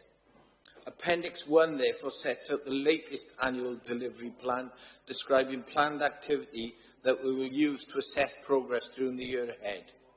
As we have done in previous iterations of this plan, its publication sits alongside the annual budget, as it did during the scrutiny process, more closely aligning our services and financial planning.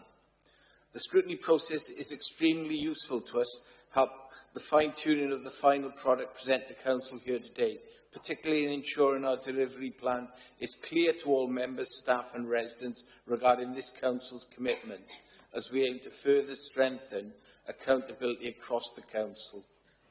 The basket of activities, milestones and performance measures described within our proposed 25-26 delivery plan aims to bring to life our commitments for improving the well-being of people who live and work in Torfaen using the budget available to us.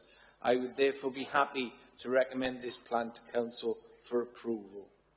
Under each of our priorities, key activities that will improve well-being in Torfaen and the sustainability of the borough have been identified, including the improvement in education now that we have set out Estin's monitoring, reducing demand in children's services, helping people into work, tackling the cost of living crisis, furthering the Council's community approach, improving recycling rates and reducing our carbon footprint. There are a lot of positives in this plan. Finally, before handing back to the presiding member, I would also like to use this opportunity to reaffirm previous commitments to keep Council informed of progress in the year ahead. Council will continue to receive update reports twice a year, keeping all members appraised of the progress that we have made delivering our priorities. I'll now hand back to the Madam Presiding Member. Thank you. Thank you, Councillor Jones. Any others wishing to speak on this report? Councillor Dave Williams. Thank you, Madam Presiding Member. Just to confirm and acknowledge that the opportunity for cross-cutting scrutiny to scrutinise this, I think was very welcome. Process is a good one, and it's also positive to see that acknowledged and the key points that emerge from that included within this report and included within the forward plan. So I just commend the process and wish that it carries on in this vein going forward. Thank you, Councillor Williams. Councillor Stewart Ashley. I'd like to echo Councillor Williams's remarks and also to say that it's an extremely useful way of flagging up scrutiny.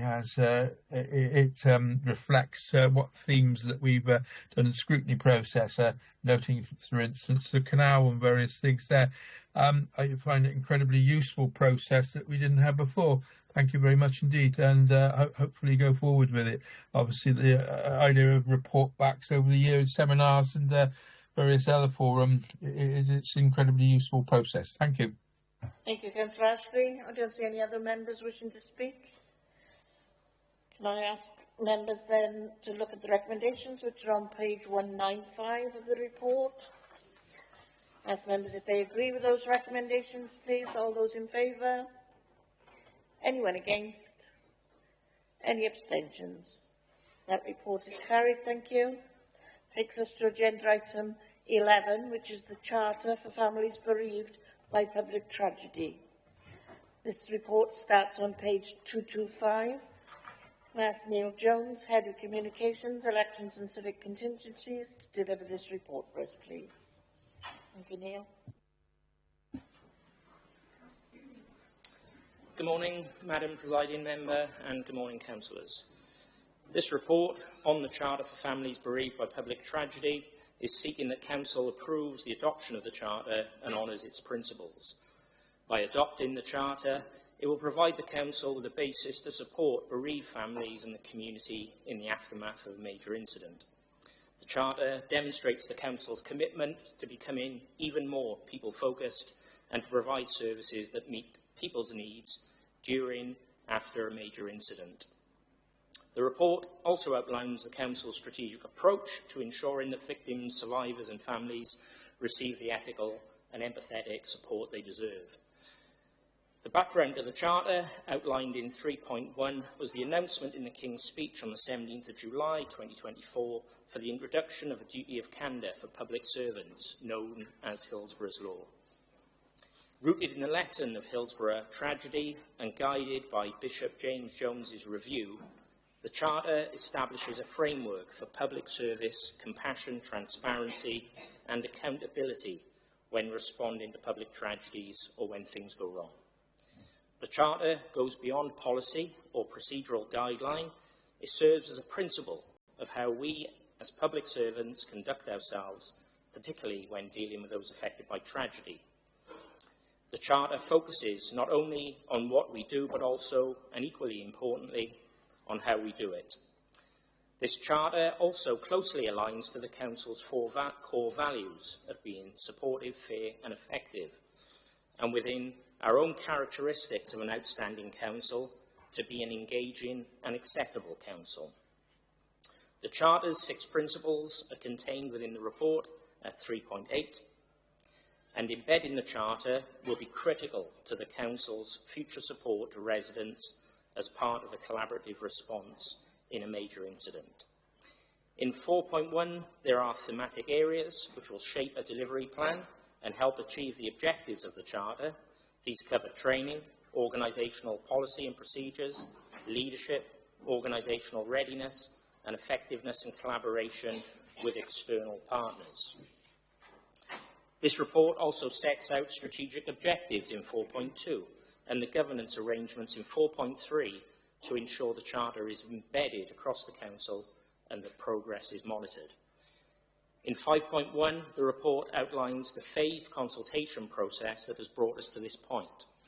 The Charter has been subject to long and ongoing consultation with Welsh Public Services. South Wales Police have spearheaded the Charter through the Gwent Local Resilience Forum and resilience forums across Wales to ensure a unified approach to implementing the Charter's principles. This Once for Wales model aims to ensure that all public services across Wales adopt these principles consistently. This Charter has also been subject to consultation within the Council, and there are no significant implications. Just as next steps, if approved, the Council will support South Wales Police to amplify the coverage of a national signing event taking place on the 18th of March in Merthyr Tydfil, to which the leader will be attending, to help demonstrate the unity of public services in Wales. That concludes my report, and if approved today, I will ask the leader to sign the Charter publicly in the Chamber to demonstrate the Council's commitment to its principles. Thank you, Madam Presiding Member. I'm happy to try and answer any questions. Thank you, Neil. Any other comments to Neil? Councillor Hunt. Just welcome this report. I hope it's a report that we never have to use, but the 6 principles outlined are welcome, and I'd hope we'd deal with any incident and its aftermath, to work to support the bereaved, to act effectively, empathetically, compassionately and respectfully, to be open and have that duty of candour that's mentioned, and to learn the lessons of the past, including from incidents like Hillsborough. So I very much support this report and commend it to Council. Thank you very much, Leader. Recommendations are on page 230 of the report, and they start at 8.1. Can I ask members if they agree with the recommendations? Thank you. Anybody against those recommendations? And any abstentions? Thank you. That report is carried. Can I ask Neil to ask the Leader to sign, please?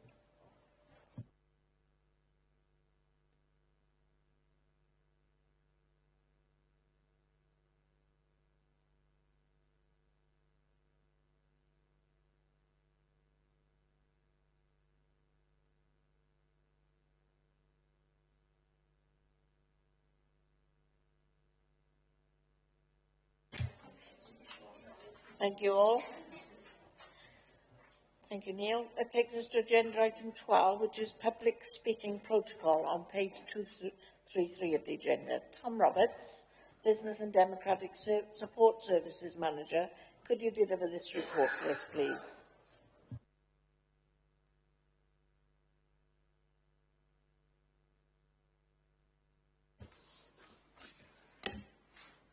Thank you, Madam Presiding Member, and good morning, members. The report presents to Council the public speaking at scrutiny protocol for adoption and inclusion within the Council's constitution. The protocol is attached in Appendix 1 with further information in Appendix 2 setting out how members of public can register their interest in addressing one of our scrutiny committees. It has long been a requirement for councils to involve members of the public in their scrutiny processes, and as members will be aware, this has been achieved over a number of years by ensuring our scrutiny committees can hear the views of the public through our work programming, visioning processes, through undertaking scrutiny committee visits, and through inviting expert witnesses or representatives from partner organisations to address the committee and to answer members' questions. However, the current arrangements do not provide a route to allow residents or people who work in Torfaen to easily put themselves forward to address the Council scrutiny committees. The protocol therefore provides this means, giving interested individuals the ability to nominate themselves to attend an overviewing scrutiny committee to ask a question or provide evidence, information, comments or views in relation to any topic being considered by such a committee. Therefore, if adopted, it is expected that scrutiny committees will benefit from the input from members of the public, delivering greater public engagement in the democratic processes. It It is therefore intended that through the protocol, the committee will further strengthen their understanding of topics and issues affecting residents, ultimately delivering improvements to the Council's approach to scrutiny and the recommendations each committee makes. Although this is a positive step to improve the scrutiny process, clearly we will need to keep the protocol under review to ensure that it is having the desired impact. Any future amendments to the scheme will be brought back to full Council as and when required. I'd be happy to take any questions. Thank you, Tom. Any questions for Tom, please? Councillor David Daniels.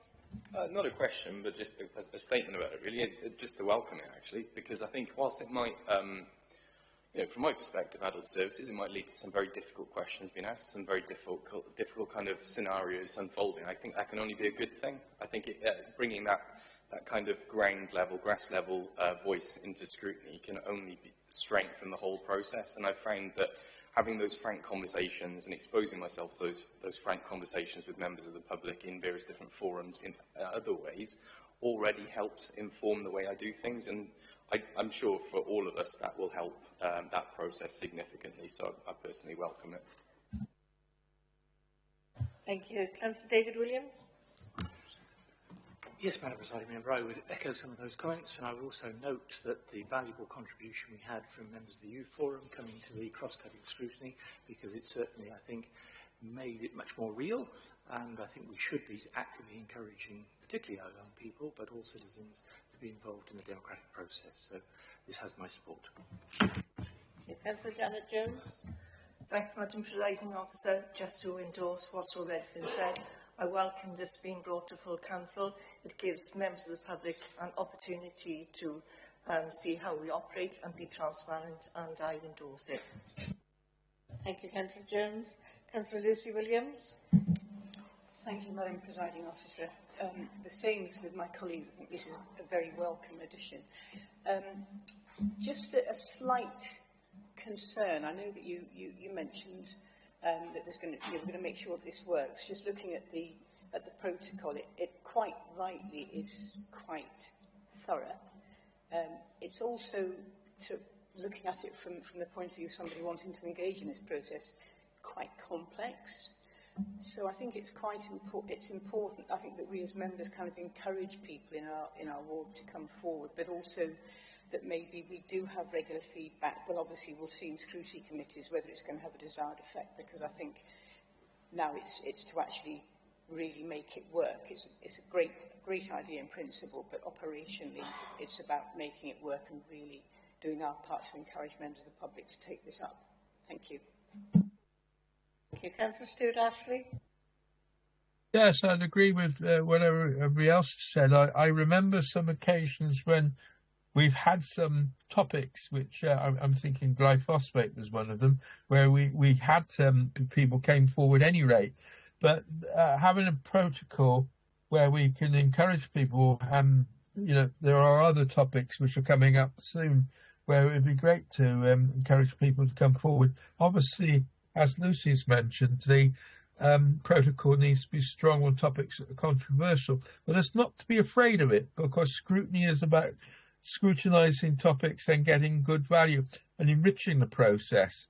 We need to be finding out what the residents and constituents want. And I think I can think of some topics have been mentioned in this meeting today: recycling, roads, all that sort of thing, where we need to find out what people want and not be afraid of it. I think good scrutiny benefits from that.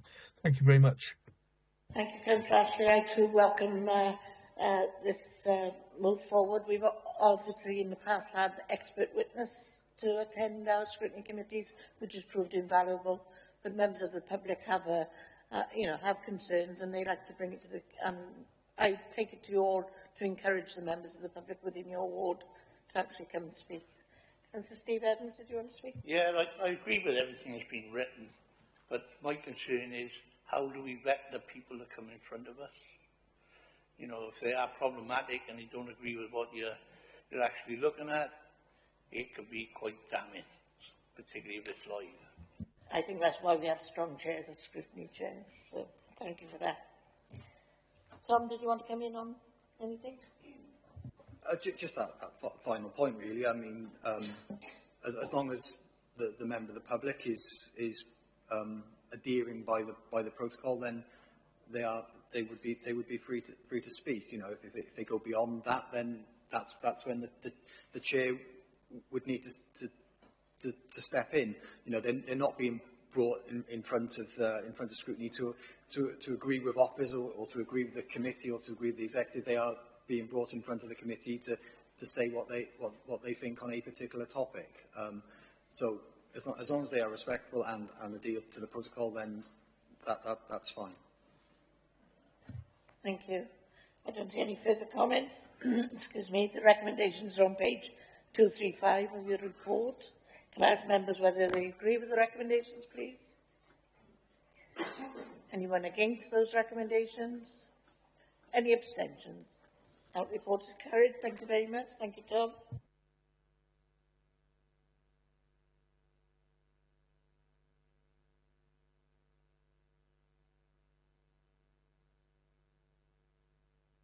Takes us to agenda item 13, the update to political balance, committee chairs and membership of committees. It starts on page 245 of your agenda. Jason Lewis, Director Corporate Services and Head of Democratic Services. Could you deliver the report for us, please? Thank you, Madam Presiding Member. The purpose of this report is to inform members of revisions to the political balance of the Council and to seek agreement to the updated political balance until the AGM in May, unless further changes are required in the intervening period. Following the by-election held on the 13th of February, Councillor Stuart Keat was elected as member for Trevethyn and Penygarn. Councillor Keat is a member of Reform UK Wales Group. This election has changed the political balance of the Council, as shown in Appendix A of this report. There are 90 politically balanced committee seats available, and following the rounding exercise, the seats allocated in committees are 61 for the Labour Group, 11 for the Independent Group, 10 for Reform UK Wales Group, and 8 for the Torfaen Independent Group. Scrutiny committee chairs have been calculated in accordance with statutory guidance. As a consequence, the Labour Group are entitled to 3 scrutiny chairs, the Independent Group are entitled to 1 chair, and the Reform UK Wales Group are entitled to 1 chair also. It is therefore recommended that Council agrees the change in political balance and adopts the political balance calculations as described in Appendix A, and also that the Council appoints members to serve on committees affected by these changes as shown in Appendix B. Thank you. Thank you, Jason. I think we don't need a debate on that, I don't think. Can I ask members if they agree with the recommendations, please? Are there any members against those recommendations and any abstentions? Thank you. That report is carried. Takes us to agenda item 14, the pay policy statement on page 249 of your agenda. The number of us have to leave the chamber, so I'm handing over to the Deputy Presiding Officer, Councillor Stuart Ashley. Thank you. Am I on now? One moment, Chair. I'll let you know when we're ready. Thank you.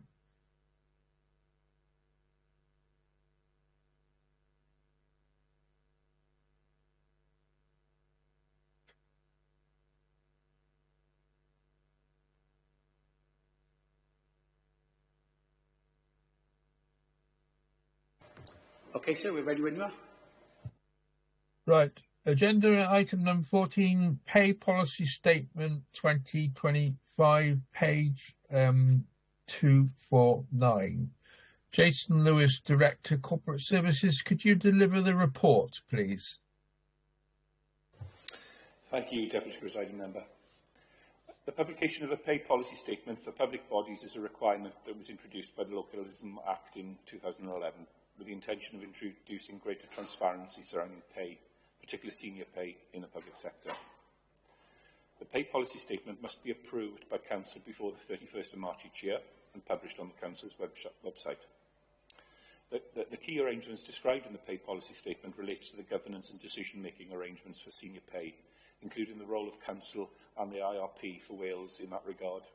Also the relationship between senior and median or average pay. Other information included in the appendices of the report include pay scales in operation, increases to which are negotiated at the national level by employer and trade union negotiating bodies. There are no significant changes to this statement for 2025. It is largely the same as the one that was presented to and approved by Council last year. The main point I would draw to your attention to, as usual, is the ongoing commitment within the statement to align our lowest pay rate with that recommended by the Living Wage Foundation. This is at present £12.60 per hour, when compared with the national living wage set by government at £12.21 per hour. I'd also like to draw your attention to Section 6 and 8 of the statement, which describes the relationship between the Chief Executive and Chief Officer pay and our median pay rate. You'll be aware that the Chief Executive now operates jointly across Torfaen and Blaenau-Gwent, and his salary reflects those additional responsibilities. For comparative purposes, the maximum salary for a Torfaen-only Chief Executive, as referenced in Appendix E, has been used for these calculations. I'd like to recommend this pay policy statement to Council for approval. Thank you.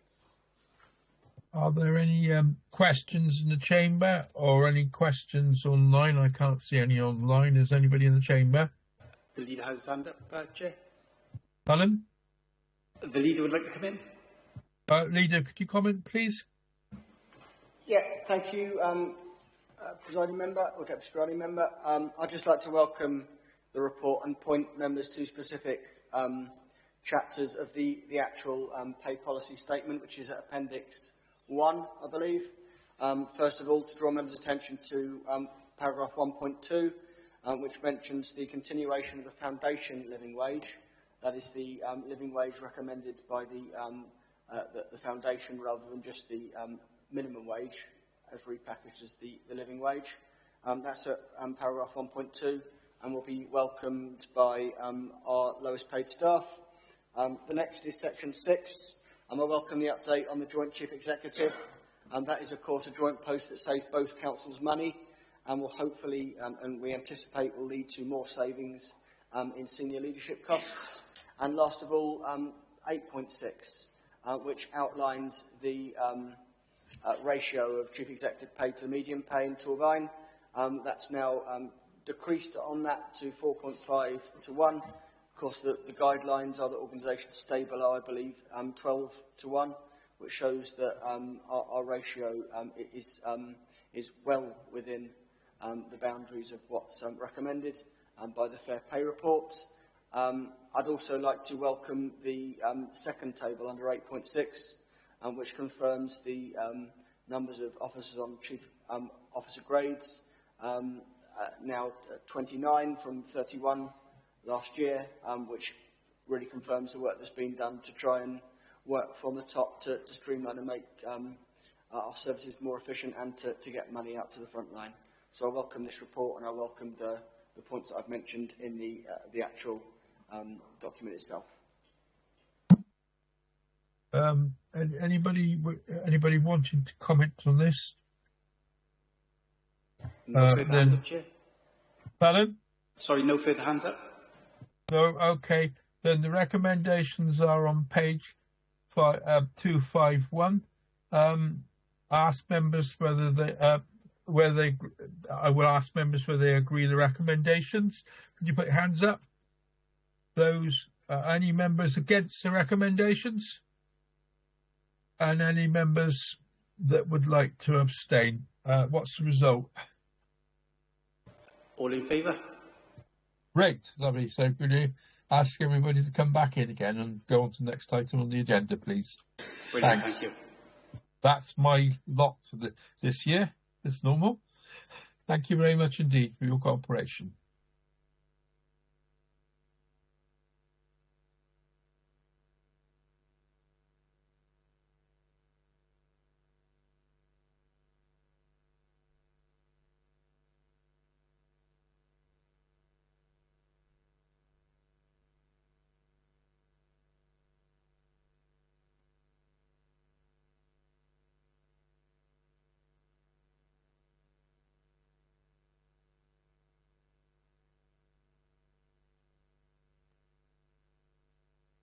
I'm back over to the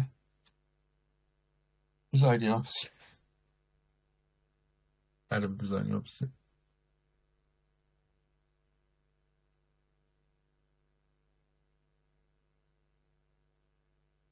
Thank you, Councillor Stewart Ashley. Members, I think we're all back into the chamber now. Just find my agenda item. Hang on. Takes us to agenda item 15, which is the motions on notice. Motion 1, Councillor Janet Jones, can you move and explain your motion for us, please, as shown on page 517 of the agenda? Thank you, Madam Presiding Officer. My motion is called Together Against Violence Towards Women and Girls. Central Government is committed over the next decade to halve the number of cases of violence towards women and girls. This is a bold statement, but one that can only be achieved with support from all local authorities who can take action to stem and turn the tide. We need to ensure that victims have access to specialist support and are safe. The authority undertakes to fulfil the pledges of the motion. The local authority ensures that there is comprehensive education within our schools and colleges on healthy relationships, that we undertake regular reviews to ensure that our actions are aligned to the statutory guidelines and address the needs of our survivors, that this authority appoints a violence against women and girls champion who will hold the authority to account and pledges to amplify the voice of survivors. I do have some information which I'd like to pass on, Madam Presiding Officer, if I may. Data from Lotus Flower Charity states that as of August 2024, violence against women and girls across England and Wales increased. In fact, there was an increase in the last 5 years of over 40%. This data has promoted calls for urgent action to be taken. Approximately 20% of recorded crime include harassment, stalking, sexual assault and domestic violence, while data from other sources include rape, genital mutilation, forced marriages, exploitation and coercion. There appears to be an increase in serious acts of crime against women and girls in minority groups, ethnic minorities, those in poverty and those of deaf community. 1 in 3 female suicides are linked to domestic abuse. Many victims are left with long-term mental health issues. Did you know that it takes 7 attempts for a woman to leave a violent and abusive relationship? Many crimes go unrecorded, and victims have little or no confidence in them being offered access to the necessary support. This is coupled with a failure in our community criminal justice system. I can go on.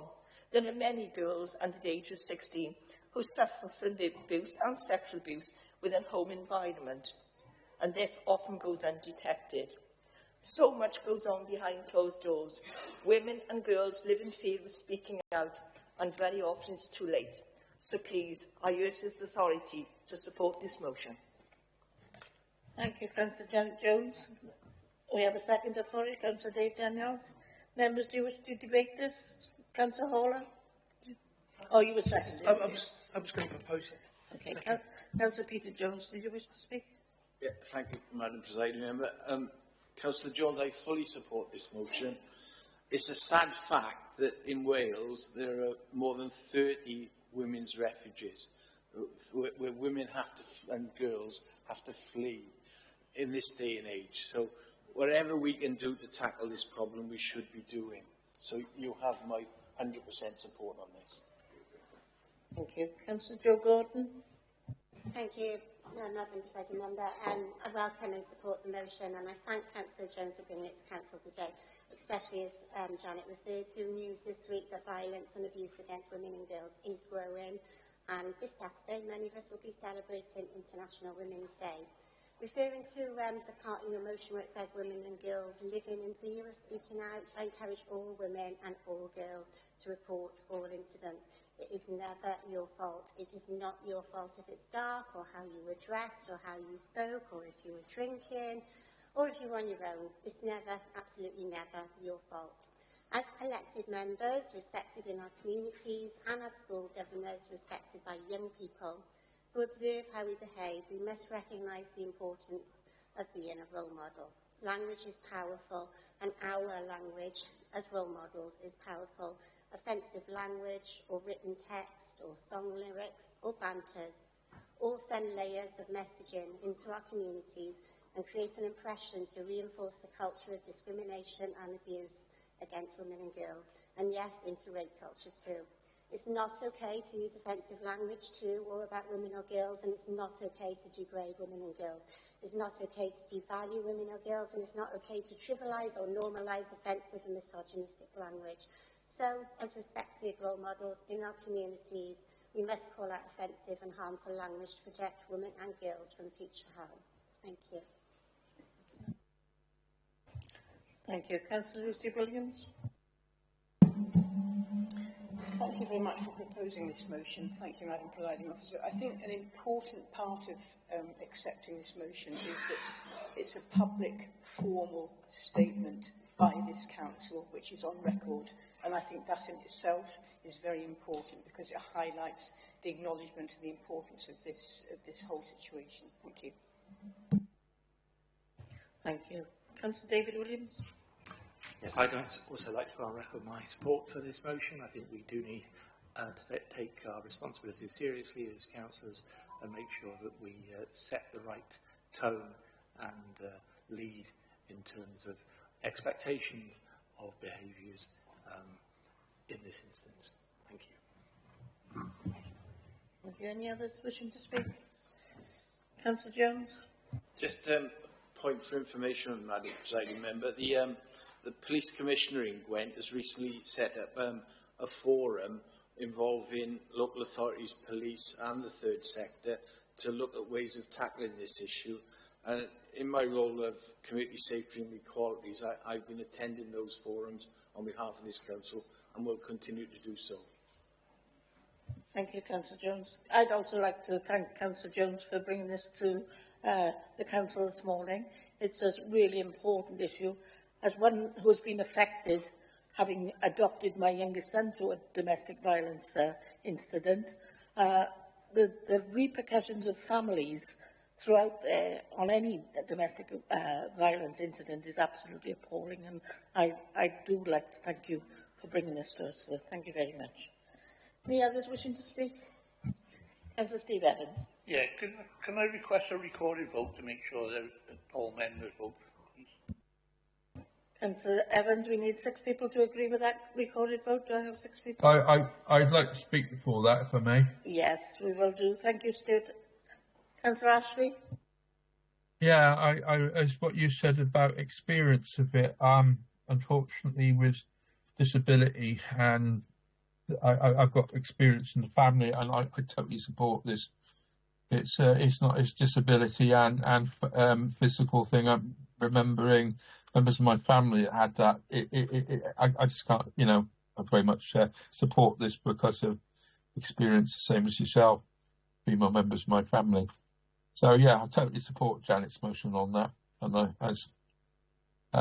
it's something that's personal as well, because it's you witness this and you think it hasn't improved. And there was things on Radio 4 the other day even saying this, and they thought it was getting better, and it hasn't. Woman's Hour, it's a wonderful programme. It illustrates it. So I totally support this motion. Thank you, Councillor Ashley. Anyone else wish to debate this? No? Anyone wish to move an amendment to it? No? That takes us to the vote, please. Councillor Jones, do you wish to come back on a right to reply? I just wish to thank everybody who has supported it. I think it's vitally important that we support these victims, and it would be nice to ensure that Torfaen Council are going to lead on this. Thank you very much. Thank you. That just takes us to the vote. Can I ask all members for a recorded vote to go through it with Chris? Thank you. Hang on. We'll call your name out. Thank you, Madam Presiding Member. Starting with Councillor Ashley. The microphone is on. 4. Councillor Ashley. 4. Yeah, 4. Thank you. Councillor Best. 4. Thank you. Councillor Burnett. He's left the meeting. Councillor Byrne. 4. Thank you. Councillor Clark. 4. Councillor Clarkson. 4. Councillor Cowles? 4. Councillor Cross? 4. Councillor Daniels? 4. Councillor Evans? 4. Councillor Joanne Gordon? 4. Councillor Carl Gordon? 4. Thank you. Councillor Nick Haller? Very much 4. Thank you. Councillor John Haller? 4. Councillor Hunt? 4. Councillor Game James? 4. Councillor John James? 4. Councillor Janet Jones? 4. Councillor Mark Jones? 4. Councillor Peter Jones? 4. Councillor Keat? 4. Matthews? Thank you. Councillor Sue Morgan? 4. Thank you. Councillor Connell? 4. Thank you. Councillor Owen? 4. Councillor Parish? 4. Councillor Price? 4. Councillor Seaborn? 4. Councillor Simons? 4. Councillor Slade? 4. Councillor Tew? Gone. Okay, thank you. Councillor Colette Thomas? 4. Councillor David Thomas? 4. Councillor Jane Watkins? 4. Councillor David Williams? 4. Councillor Lucy Williams? 4. Councillor Nathan Yole? 4. Thank you. That's unanimous, Chair. 35 votes. Thank you. Peter, did you want to say something? So, point of action, can we have a report back to Council next month on the appointment of the champion mentioned in the motion? Thank you for that. Takes us to the motion 2, which is Councillor Carl Gordon. Can you move and explain your motion for us, please, as shown on page 517 in the agenda? Yeah, thank you, Madam Presiding Member. My motion I put before Council today is related to the Employment Rights Bill, which is currently making its way through Parliament and is expected to achieve Royal Assent in, I think, October. I think I'll sort of start my contribution with, I think, people might find it odd that we're sort of talking about a government bill, but I think it's really important. If we do nothing else in this chamber, we try and improve the lives of working people in Torfaen. And I think this bill goes a long way to assist with that. It will update and strengthen employment rights in the UK. Some of the measures in the bill is a ban on 0 hours contracts, which are used regularly, particularly amongst younger people and in hospitality industries. And, you know, there's a housing crisis. People in those types of employment, if they can't get regular work and guaranteed work, they can't convince a landlord to rent a property. They can't convince a building society to give them a mortgage. They're at the whim of employers. It will end unscrupulous fire and rehire practices. The subject of fire and rehire visited this chamber a number of months ago when Bronavon used that tactic to coerce their workforce into stepping out of the LVPS scheme. I remember elected members at the time being particularly disgruntled that that practice was being used. The bill will stop that happening. A day one right to protection from unfair dismissal. Currently there's a 2-year period where you can just be fired for no reason with less than 2 years employment. Entitles to paternity leave from day one of employment. A right to unpaid bereavement leave. Allowing employees to take time from work to grieve the loss of a loved one. Most contracts will give you sort of a couple of days for bereavement leave, but if it's a very close relative, you might need more. Strengthen employers' duty to prevent sexual harassment of their employees by requiring them to take all reasonable preventative steps. Massive improvements on statutory sick pay by raising the thresholds and removing the 3-day waiting limit. Most certainly private sector employers, if you go on the sick for 1 or 2 or 3 days, you just don't get paid. As simple as that, and you lose money. So that 3-day waiting period will be removed. As the motion says, it's not an exhaustive list. There are great benefits for trade unions to gain access to workplaces, to speak to people about trade union recognition. But what the bill does, it is literally the biggest overhaul of employment rights in the UK for the better in generations. I was going to say a generation, it's probably several generations, because we've had 14 years of nonsense from the other party. I firmly believe, I hope my colleagues in the Chamber will agree, that it does represent that massive improvement in employment rights, and the working and family lives of the residents of Torfaen will be significantly improved by introducing the bill. It will give more security of employment. It will give dignity and respect to working people and their families within Torfaen.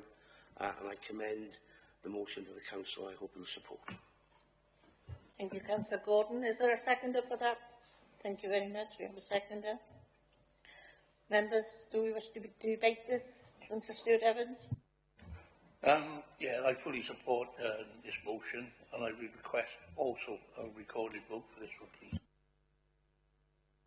5, 6 show of hands for the recorded vote request. Thank you, there. That's carried. Okay. Anyone else wishing to speak? Nick? Can I just commend,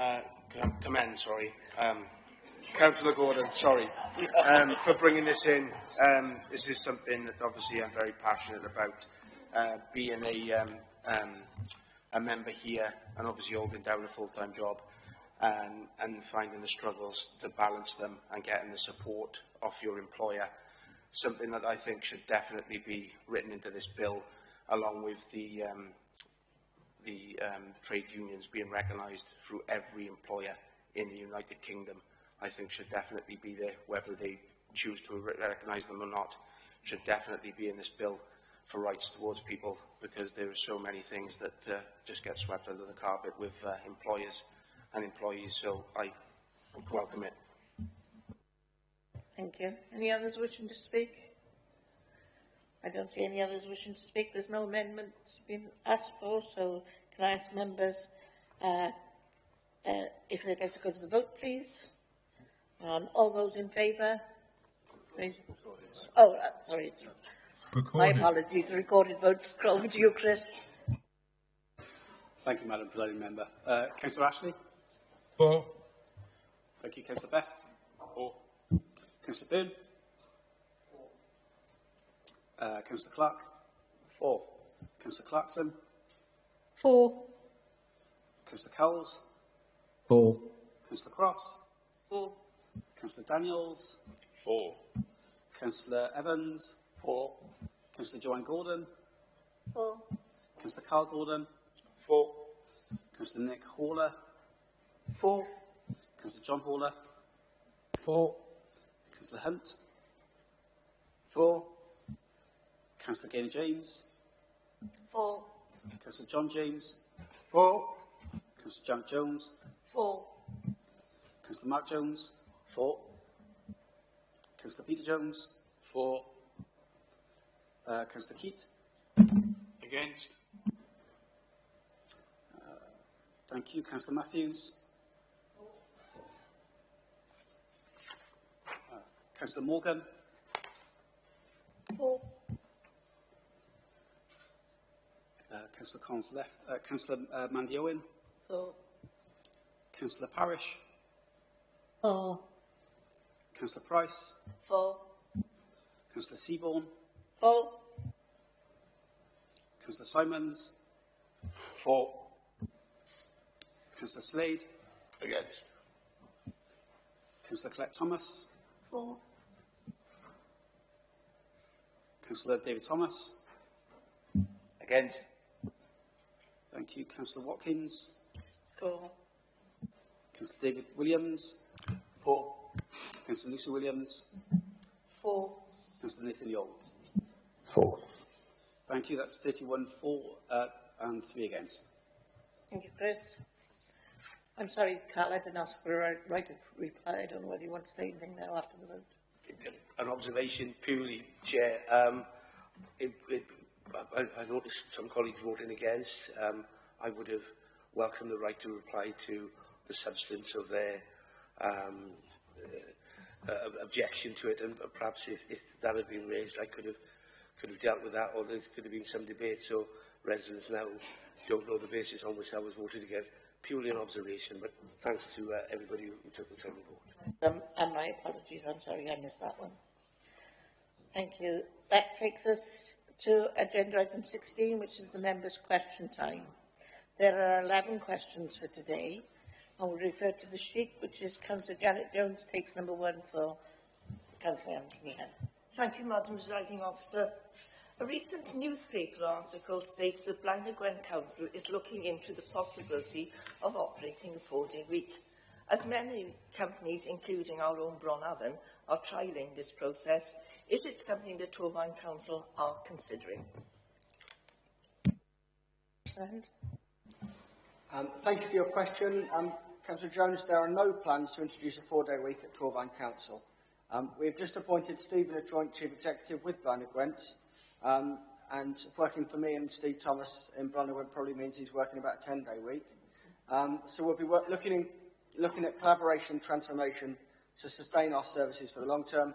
As part of this, we'll start to look at new workforce strategies to deliver services to our community to ensure we have a fit-for-purpose workforce. That will look at how we attract and retain staff, as well as how we organise ourselves in the most efficient way to save money from the top of the organisation to be put into services at the front line.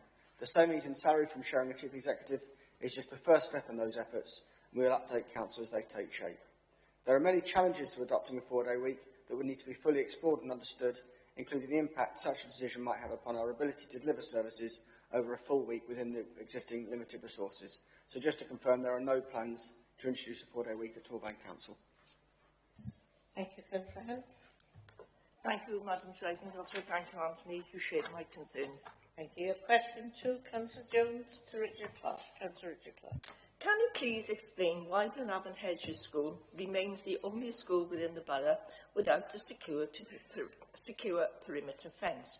Surely this should sound alarm bells as to the safety of staff, pupils and all involved within the campus, together with those leisure centre staff who operate after school hours. Richard Clark. Thanks, Councillor Jones, for the question. The site of Blenavon Heritage Voluntary Controlled School was purposefully designed as open plan. I know you're aware, but for the sake of members who don't, it's a community campus with the school, leisure centre and medical practice centred on one site together.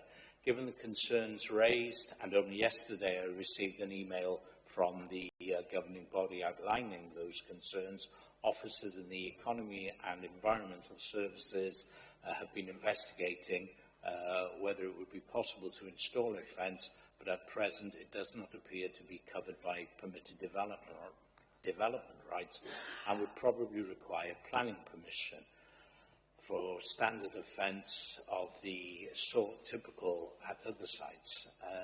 As such, the officers progressing this have therefore been asked to explore design options and which would preserve the character of the surrounds and the wider World Heritage Site.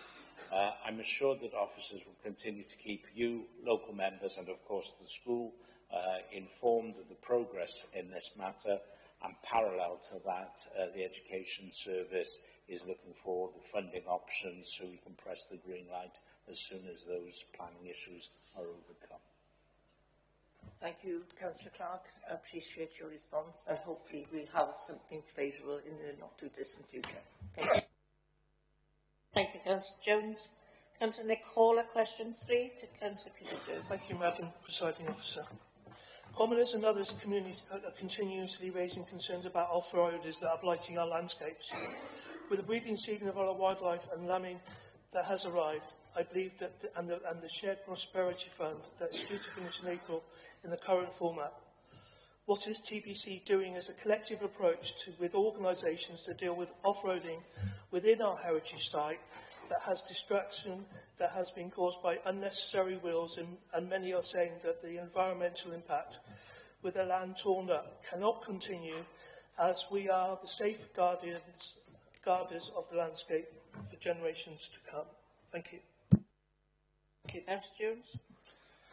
Thank you, Councillor Hall, and I know from previous discussions we have had how passionate you are about this issue. The Council's work to tackle this problem, which I agree is a terrible nuisance and causes environmental damage, involves collaborative efforts between my own community safety team and Councillor Owen's environment team. In response to the problem, Safer Torfaen has continued to prioritise off-road biking, acknowledging the impact it has on our community. Whilst the UK-funded FPF project comes to an end in March, we are greatly encouraged that Gwent Police has confirmed the appointment of a specialist team dedicated to this issue and have appointed a full-time member of staff specifically to tackle off-road biking. Safer Torfaen have recommended that part of the role should include developing a communications strategy to share positive news about interventions and enforcement within the community. Gwent Police and the Community Safety Team are collaborating with partners to support a broader approach to tackling the problem. Thank you. Thank you, Councillor Hall. Thank you, Councillor Jones. Question 4, Councillor Nick Hall to Councillor Mandy Rowland. Thank you, Madam Presiding Member. Residents are raising justified concerns of rubbish within the roadside verges that are the gateways to our World Heritage Site, especially on the 4043 from Carmarthen to Blenavon.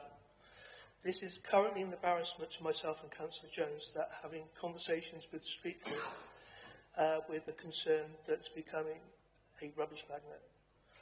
Please, can we, as members, have reassurance that matters to keep on top of this environmental issue can be kept to a minimum in having regular litter picks along the gateways to our heritage site, and with comms highlighting to residents that it's not good to litter our countryside, and with the ongoing cost and safety of the operation that it takes to clear it up. Thank you.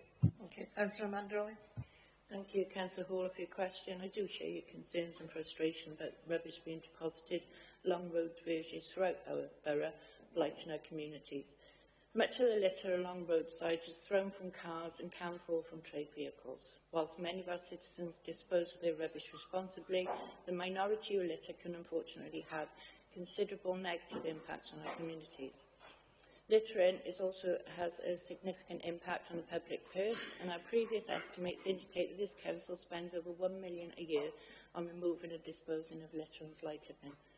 Our commitment as a council to tackle litter and fly tipping is demonstrated by the fact that we've adopted a litter and fly tipping strategy, and we also employ an officer whose role is partly dedicated to supporting its implementation. The officer works closely with residents, schools and businesses to prevent littering, and I trust you're aware from their extensive social media presence they do a fantastic job. Members may also be aware that we're once again organising a spring clean with a week-long programme of litter picks included, thanks to our committed volunteer litter pickers and groups who do an amazing job throughout the year. Within this year's programme, and as we've acknowledged, our own council operatives are preparing to undertake cleansing the A4043, Carmarthen to Blenavon. We haven't yet identified an exact date for this, as it's reliant on traffic management provision, which officers are currently organising. It is not possible to undertake this work on a frequent basis throughout the borough due to the considerable costs associated with traffic management, which is required for health and safety reasons. The overall cost of a one-off cleansing along the A4043 is estimated to cost several £1,000. So as part of the Council's community's approach, we need to encourage greater community involvement to tackle the problem and to include reporting illegal activity. You may have seen posts going out on comms to encourage reporting of fly tipping in our Fight the Fly Tipper campaign posts, and I can send information to all members after this meeting. I do agree, though, that we can also always do more. You have my assurance that I will ask for our communications to be further developed and to highlight this problem, its consequences and the cost to the public. Thank you, Amanda. I personally think that the public needs to be aware on how much this costs our council. You've just mentioned £7,000 just to close the road between several. Sorry, I thought you said my hearing is not working so well. And £1 million generally for the whole of the borough. Surely we should be expressing that out in a figure, saying if we could spend that money in another way, we could have a better life for the whole of our communities. It is an embarrassment right now, and litter breeds litter. I call it a litter magnet because of that reason. And to be quite frank, we have a heritage site within our borough, and we have visitors every day that visit our heritage site, and they see the rubbish that is being generated in those streets, and it's not good. It doesn't give a good example to people that live outside the borough, neither does it give a good example to those that live in the borough. I'm very passionate, I'm sorry. Thank you. Thank you, Councillor Hawler. Can I ask you to ask question 5, please, to Councillor C. Morgan? Thank you, Madam Presiding Officer. I'm seeing many litter bins across the borough being filled with household waste, which I believe could be called fly tipping. These bins within our communities are designed solely for litter. What plans do TBC have in place to reduce this and stopping residents filling up the bins with waste that could be recycled and may help raise the rate? Thank you. Councillor C. Morgan. Thank you for the helpful question, Councillor Hawler. I share your concern. Litter bins have been a feature of communities for a long time, but they are designed for items that people need to dispose of when they are out and about. They're not there for items that people bring from home or from their businesses. And while the small openings in these bins make it hard for people to dispose of bulky items, I appreciate that some people have been known to do it and persevere in ramming things in. But not only is it not neighbourly to do that, it is an offence. And people can be fined for bringing waste from home to put it into or beside community litter bins. That said, it can be really difficult to prove the nature and source of the waste when we find it. And this is where, as you have highlighted, neighbours and peer pressure can do much to spotlight and hopefully change this form of antisocial behaviour. Sadly, we cannot sort through these bins to retrieve the recyclable materials because, like most local authorities, we combine dog, poo and litter bins to make sure that both facilities are available wherever they're needed. And this makes it impossible to separate recyclable items safely due to the understandable levels of contamination. For the future, we are keen to explore where segregated recycling and litter bins might be positioned if resources can be found, because they could be effective at helping us recover recyclable materials in some locations. The Environment Service, with the support of the Recycling and Waste team, are reviewing the Council's operational approach to the management of public bins, with a focus on improving the recycling capture rate. But any changes to the litter bin management approach will be advised and implemented by the Environment Service. And I know that Councillor Mandy Owen is keeping a keen eye on opportunities to improve the litter bin management strategy. This issue about people that are taking household waste, I don't think it's commercial waste, I think it's household waste to these bins. It's becoming a nightmare for people that have dogs, because right now they are having the dogs that put it into the bags, and the bags got to go somewhere. I've had many residents that have come up to me and said that they can't remove their dog waste and put it into a litter bin that's designed for litter. We need to look at this in a bigger way to help as residents that we have a dog fouling issue, and there's loads of issues regarding this. Could we actually close down the size of the bin so it just purposely puts for litter, please? Thank you. Thank you, Councillor Hawler. You have question 6. Thank you, Madam Presiding. In Blenheim, we have community flats. Each resident has their own recycling boxes and bags that I believe are the same across the borough. that are collected from outside the buildings that become quite a mess. In view of those flats that have limited space, could it be the case to revisit how these flats recycle, as when these flats were built, the rubbish was collected in one bin?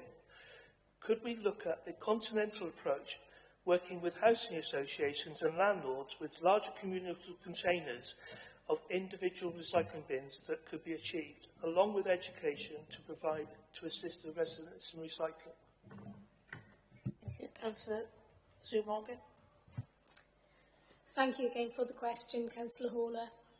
We work hard to ensure that all households have the same capacity available to them for recycling and for residual waste as a matter of fairness, and this is a key advantage of having separate containers for each flat. But you are right, collective waste collection points can become unsightly, and we recognise it can be more difficult for residents to collect their containers when they live on upper floors. So a key aim as part of our Raise the Rate initiative is to increase the levels of recycling from residents of flats and communal living schemes. And currently we collect from 50% of all schemes. We work with our registered social landlords to improve collection from communal living schemes, and that again is an interesting and a problematic challenge, but we're keen to resolve. But the experience in independent living facilities where they do use larger bins, which are collected by commercial waste services, suggests that sometimes the larger bins can cause problems too. For example, where people who don't live there use the large bins to dispose of their excess or unsorted domestic waste.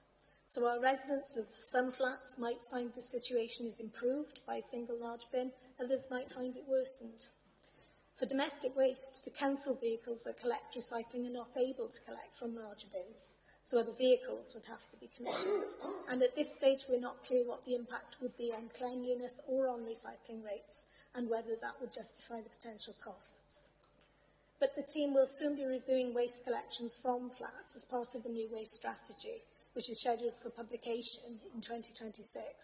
But the work will be continuing before that point. RAP has been commissioned to review all the flats and their requirements in the borough, and this will give us a good baseline and help us take decisions that make sense in each instance.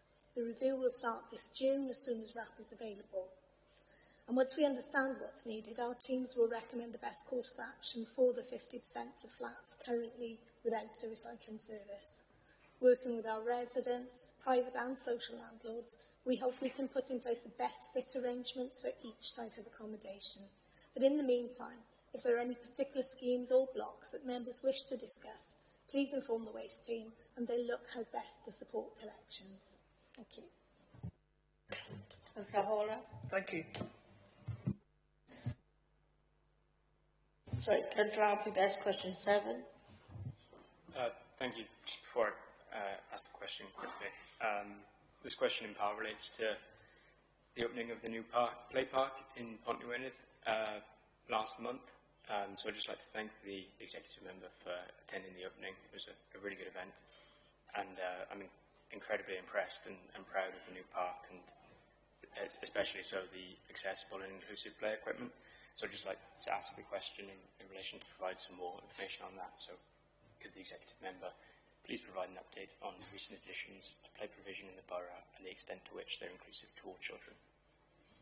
Thank you. Councillor Mandelli. Thank you, Councillor Best, for your question. Objective 7 of our county plan commits the council to support and promote healthier lifestyles in Torfaen and to improve mental and physical well-being. To help meet this objective, during 23-24 we installed fully inclusive play facilities in Pontypool Park and Cwmbran Boaton Lake, and partially inclusive facilities at Oakfield Gardens and Garner. Partially inclusive means only limited items are suitable for the less able children. During the current financial year, we've installed a partially inclusive play area in Southville, and recently a fully inclusive play area in Pontywynydd, as you stated. And I'm grateful for yours and the other ward councillors' support for this much needed play facility in Pontywynydd and for attending the official opening. I think seeing the children play and the smiles on their face was lovely, and the comments from parents, it's really appreciated and welcome. A place efficiency assessment was undertaken a few years ago, which identified that static play provision in Torfaen was lacking for children with special needs. We acknowledge the importance of inclusive play areas in helping to remove barriers that may prevent disabled children from taking part and being included. Some of the equipment we've installed include inclusive roundabouts and swings. The Tango swing at Pontnewydd was the first of its kind to be installed in Torfaen, and it allows children and their parents or guardians to swing together. Sensory and musical items have also been added, and I noticed in Pontnewydd you have the sign language and the hand diagrams, which was lovely to see as well. Going forward, we will continue to work with communities to identify opportunities to improve the play provision in Torfaen to promote integration, creativity and fun. Thank you. I'd also just quickly like to thank everyone involved in the Community Council, the contractors, everyone in Torfaen Council who worked to make this happen. The next question. Can the executive member please explain the process by which local residents are informed of road closures, particularly urgent or emergency works?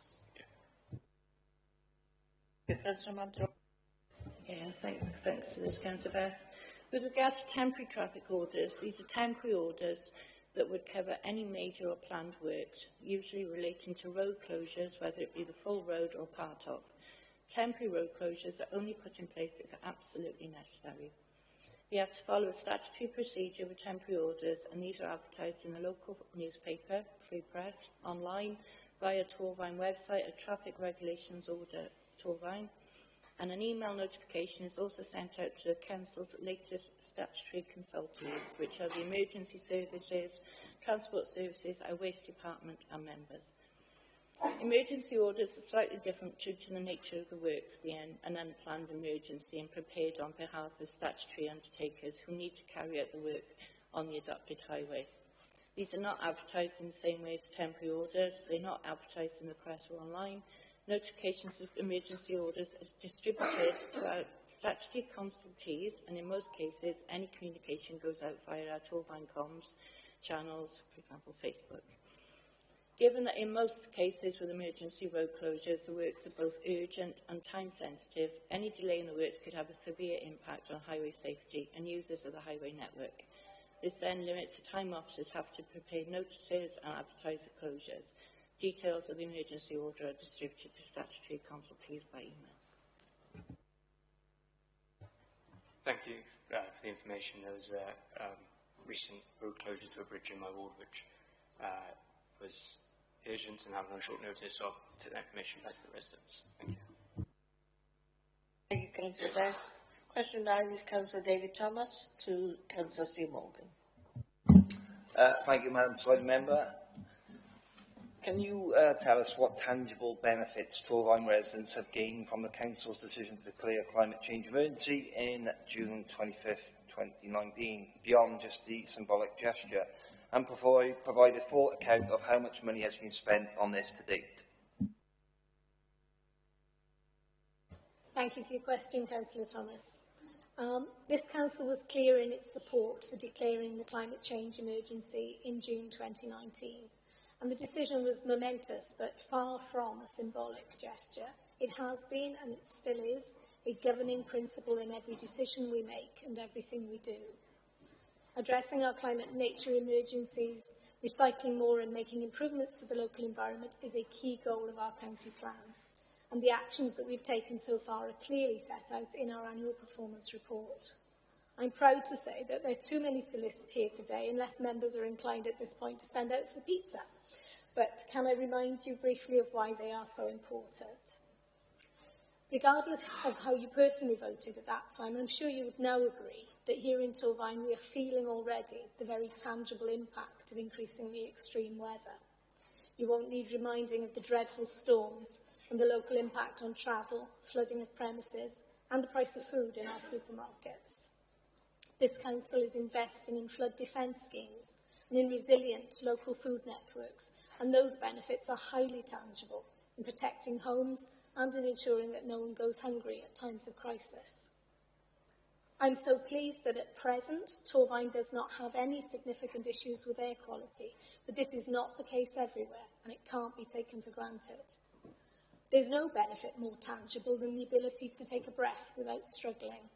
My own grandson lives under the flight path of a major airport, and when I play with him in the garden, the air is thick with the taste of aviation fuel. And when travelling around London, I always keep the windows closed. So I'm proud of the way that this council is willing to prioritise the future by encouraging greener travel, by managing green spaces and planting trees that help us preserve our air quality and combat pollution. Let me turn to your question about money. While the emergency has to be tackled with urgency at global, national and local levels, we are prepared to invest in the future of our children and our grandchildren, but we always balance that investment with the needs of our whole community today. So, Councillor Thomas, you needn't worry that those of us who are lucky enough to avoid the worst impacts of climate change in our lifetime are missing out. Personally, I would be prepared to see more resources given to the future of my grandchildren than to my own needs and wants. That may just be me. The good news is that acting to address climate change and its impact on our world also makes good financial sense right now. After our staff, one of the biggest areas of expenditure for the Council and for businesses, organisations and homes across Torfaen is energy. The cost savings that we can realise by improving energy efficiency and investing in renewable sources is always worth pursuing, even if we could bury our heads in the sand and pretend climate change wasn't happening. But as I have said, all of the Council's activities have a role to play in responding to the climate emergency as we work for the well-being of our communities and our residents today and in the future. I'll just give a few of the most prominent examples. In education, we're rolling out energy efficiency improvements across our schools, which not only save carbon, but means that schools spend considerably less on energy. During 2023 to 24, we installed 15 photovoltaic systems across educational settings, generating energy, reducing costs, cutting carbon emissions. And we are making sure that those savings go straight back into schools' budgets. That's giving them the choice to retain staff and improve learning. Pretty tangible, I would say. The new extension at Crownbridge School not only increases provision for children and young people with severe learning difficulties, but is also net zero, as is the new Mendy Primary School. Grant funding for tackling the climate emergency is bringing direct and tangible benefits to many aspects of school life. Increasing the amount of household waste that is reused, recycled and composted in Torfaen is an important part of our response. In Torfaen, we are working to bring the whole community along on this journey, and Welsh Government is supportive of our approach, because working together, we are changing minds and hearts as we reduce and reuse, as well as raise the rate of recycling. And the tangible benefit of this partnership for our residents is that we have continued with 2 weekly collection of residual waste, while most councils in Wales have not been able to do that. We've worked collaboratively to establish a repair cafe in Torfaen, which gives residents an alternative to throwing things away when they're broken or damaged. And the Steelhouse reuse shop at the Household Waste Centre gives things that would otherwise have been discarded a longer period of use. Reducing and reusing items not only reduces waste, but it saves families money.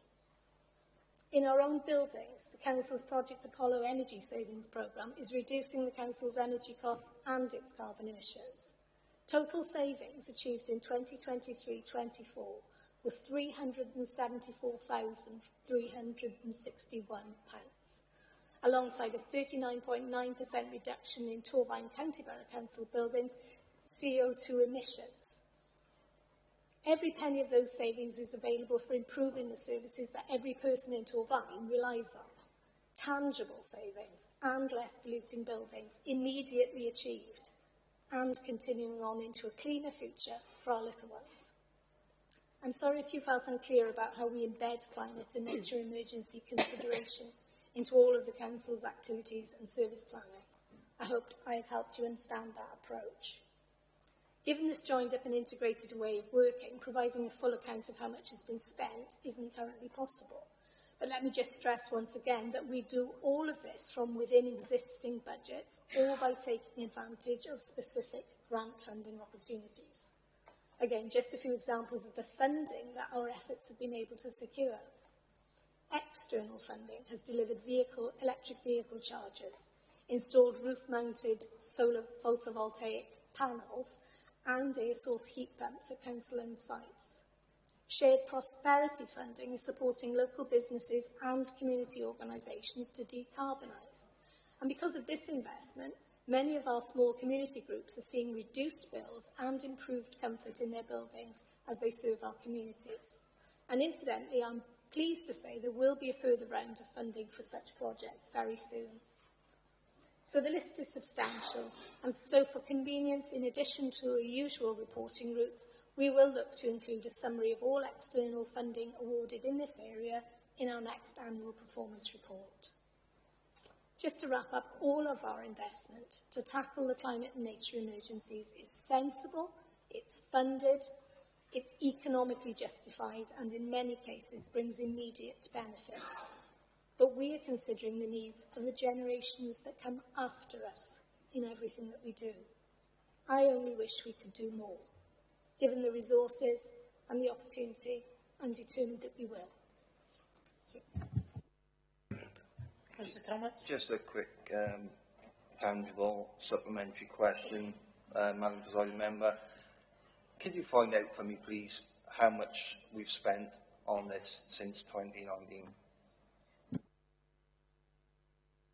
I refer you to the answer as to where that information is set out, but I can certainly ask officers to draw it to your attention. Thank you. Thank you, Councillor Morgan.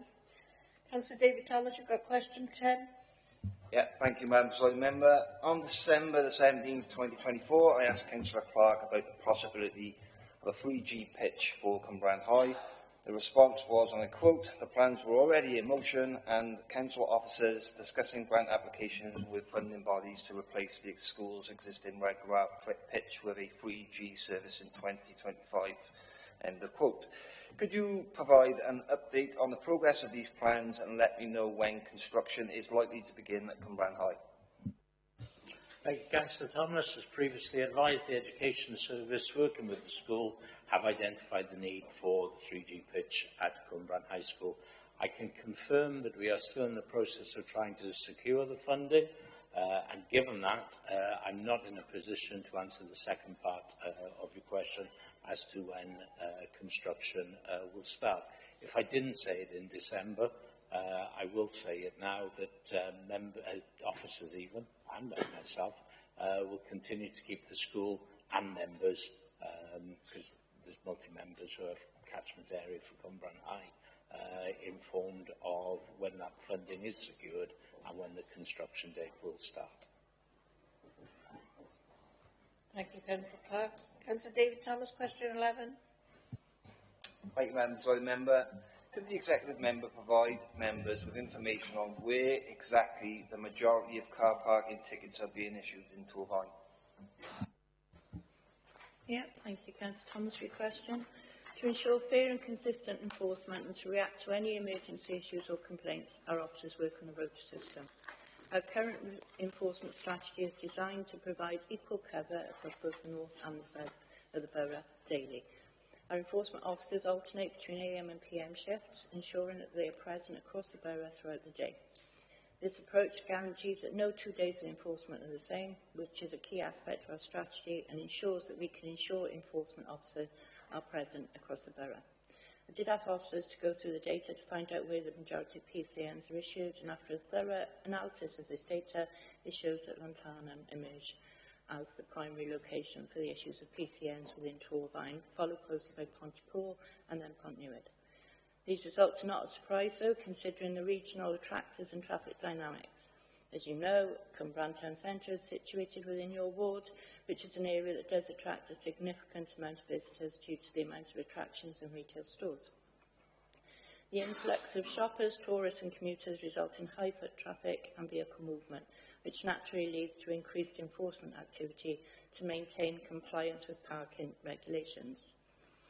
Town centre locations of loading bays and loading facilities and bays which are designed for good vehicles to deliver to shops and businesses.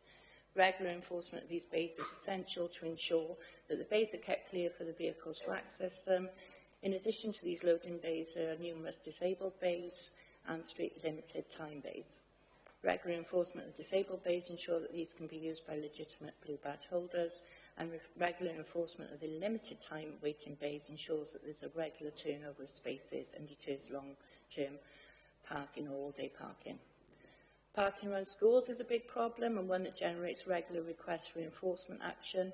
Our enforcement officers attend schools on a rotation system to ensure that all schools receive a weekly visit every morning and afternoon. Officers also respond to requests from members, schools and the public should a problem or issue be reported. I know Lanthanum has Lanthanum Community School, Our Ladies of the Angels Primary School, also the Torvine Learning Zone, along with several various private nurseries. Enforcement in Pontypool and Pontynewydd are reflective of similar patterns but on a smaller scale. These areas are not as busy as Lanthanum, but they still require consistent monitoring to ensure that parking compliance and free flow of traffic on the highway. It also still contributes to the overall parking management strategy. The data supports the importance of enforcement with high volume of traffic and attractors like Lanthanum. The Council's ongoing efforts to monitor and manage parking regulations will continue to be crucial in supporting local businesses to ensure positive experience of visitors to Cwmbran and its surrounding areas. The Council believes it's crucial to patrol areas and shift timings and visits to prevent our enforcement strategy becoming predictable. By alternating operation times in the patrol areas, we create an environment that encourages parking regulation compliance. The unpredictability deters potential violation. Drivers cannot anticipate when or where enforcement will occur. This dynamic approach not only enhances the effective enforcement, but also allows and shows a sense of fairness and transparency. We're not always in one place at all times. It allows us to address parking concerns that adapt to the needs of different times and areas, but also ensures that we respond effectively to the varying levels and demands of parking challenges. Mr. Thomas? Just quickly, Madam Presiding Member. So the majority of tickets that you're saying is in Lanthanum, but it's mainly the town centre. So I was just wondering if it's possible that we could ask the enforcement officers, rather than hitting Cwmbran town centre, which is easy pickings, to concentrate more on problematic streets and schools. You mentioned our school in Lanthanum, but I don't remember seeing officers down there at all. I might be wrong, but I don't think so. But if we could use them, given the fact that these officers weren't doing this job for making money for the council, if we could ask them to hit more problematic streets and schools rather than the easy pickings of Cwmbran town centre. Well, as I said in my response, Councillor Thomas, they are in every school across the borough every morning and afternoon.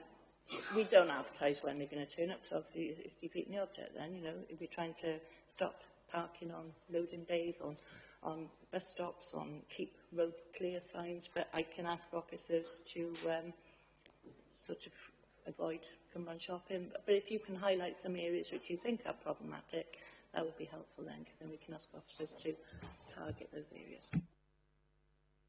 Thank you, councillors. That concludes the member question time today. It takes us to agenda item 17, which is the Cabinet decisions for the 14th of January 2025. Cabinet decisions start on page 279, and for the Council to note. There are no challenges to any of the decisions. Any members wishes to bring a comment up about the minutes? I ask members whether they agree to note the recommendations then, please. Anyone against? Any abstentions? Thank you, they noted. Agenda item 18, Cabinet decisions for the 4th of February 2025. Cabinet decisions start on page 283, and for the Council to note, there are no challenges to any of the decisions. Any members wishing to raise any points on those minutes? I ask members whether they agree to note those minutes then, please. All those in favour? Anyone against? Any abstentions? They carried. Thank you. Noted. Agenda item 19, Cabinet decisions of the 18th of February 2025. The Cabinet decisions start on page 285, and after the Council to note, there were no challenges to any of the decisions. Any members wishes to make a comment or question? No. I ask members whether they are all in agreement for note minutes. Thank you. All those in favour? Anybody against? Any abstentions? They noted. Thank you very much. Date and time of the next meeting for your information, members. The next meeting is scheduled for Tuesday, 8th of April 2025 at 10 a.m. And I thank all members and public for tuning in to us this morning, and thank you very much for your attendance. Thank you. Bye-bye.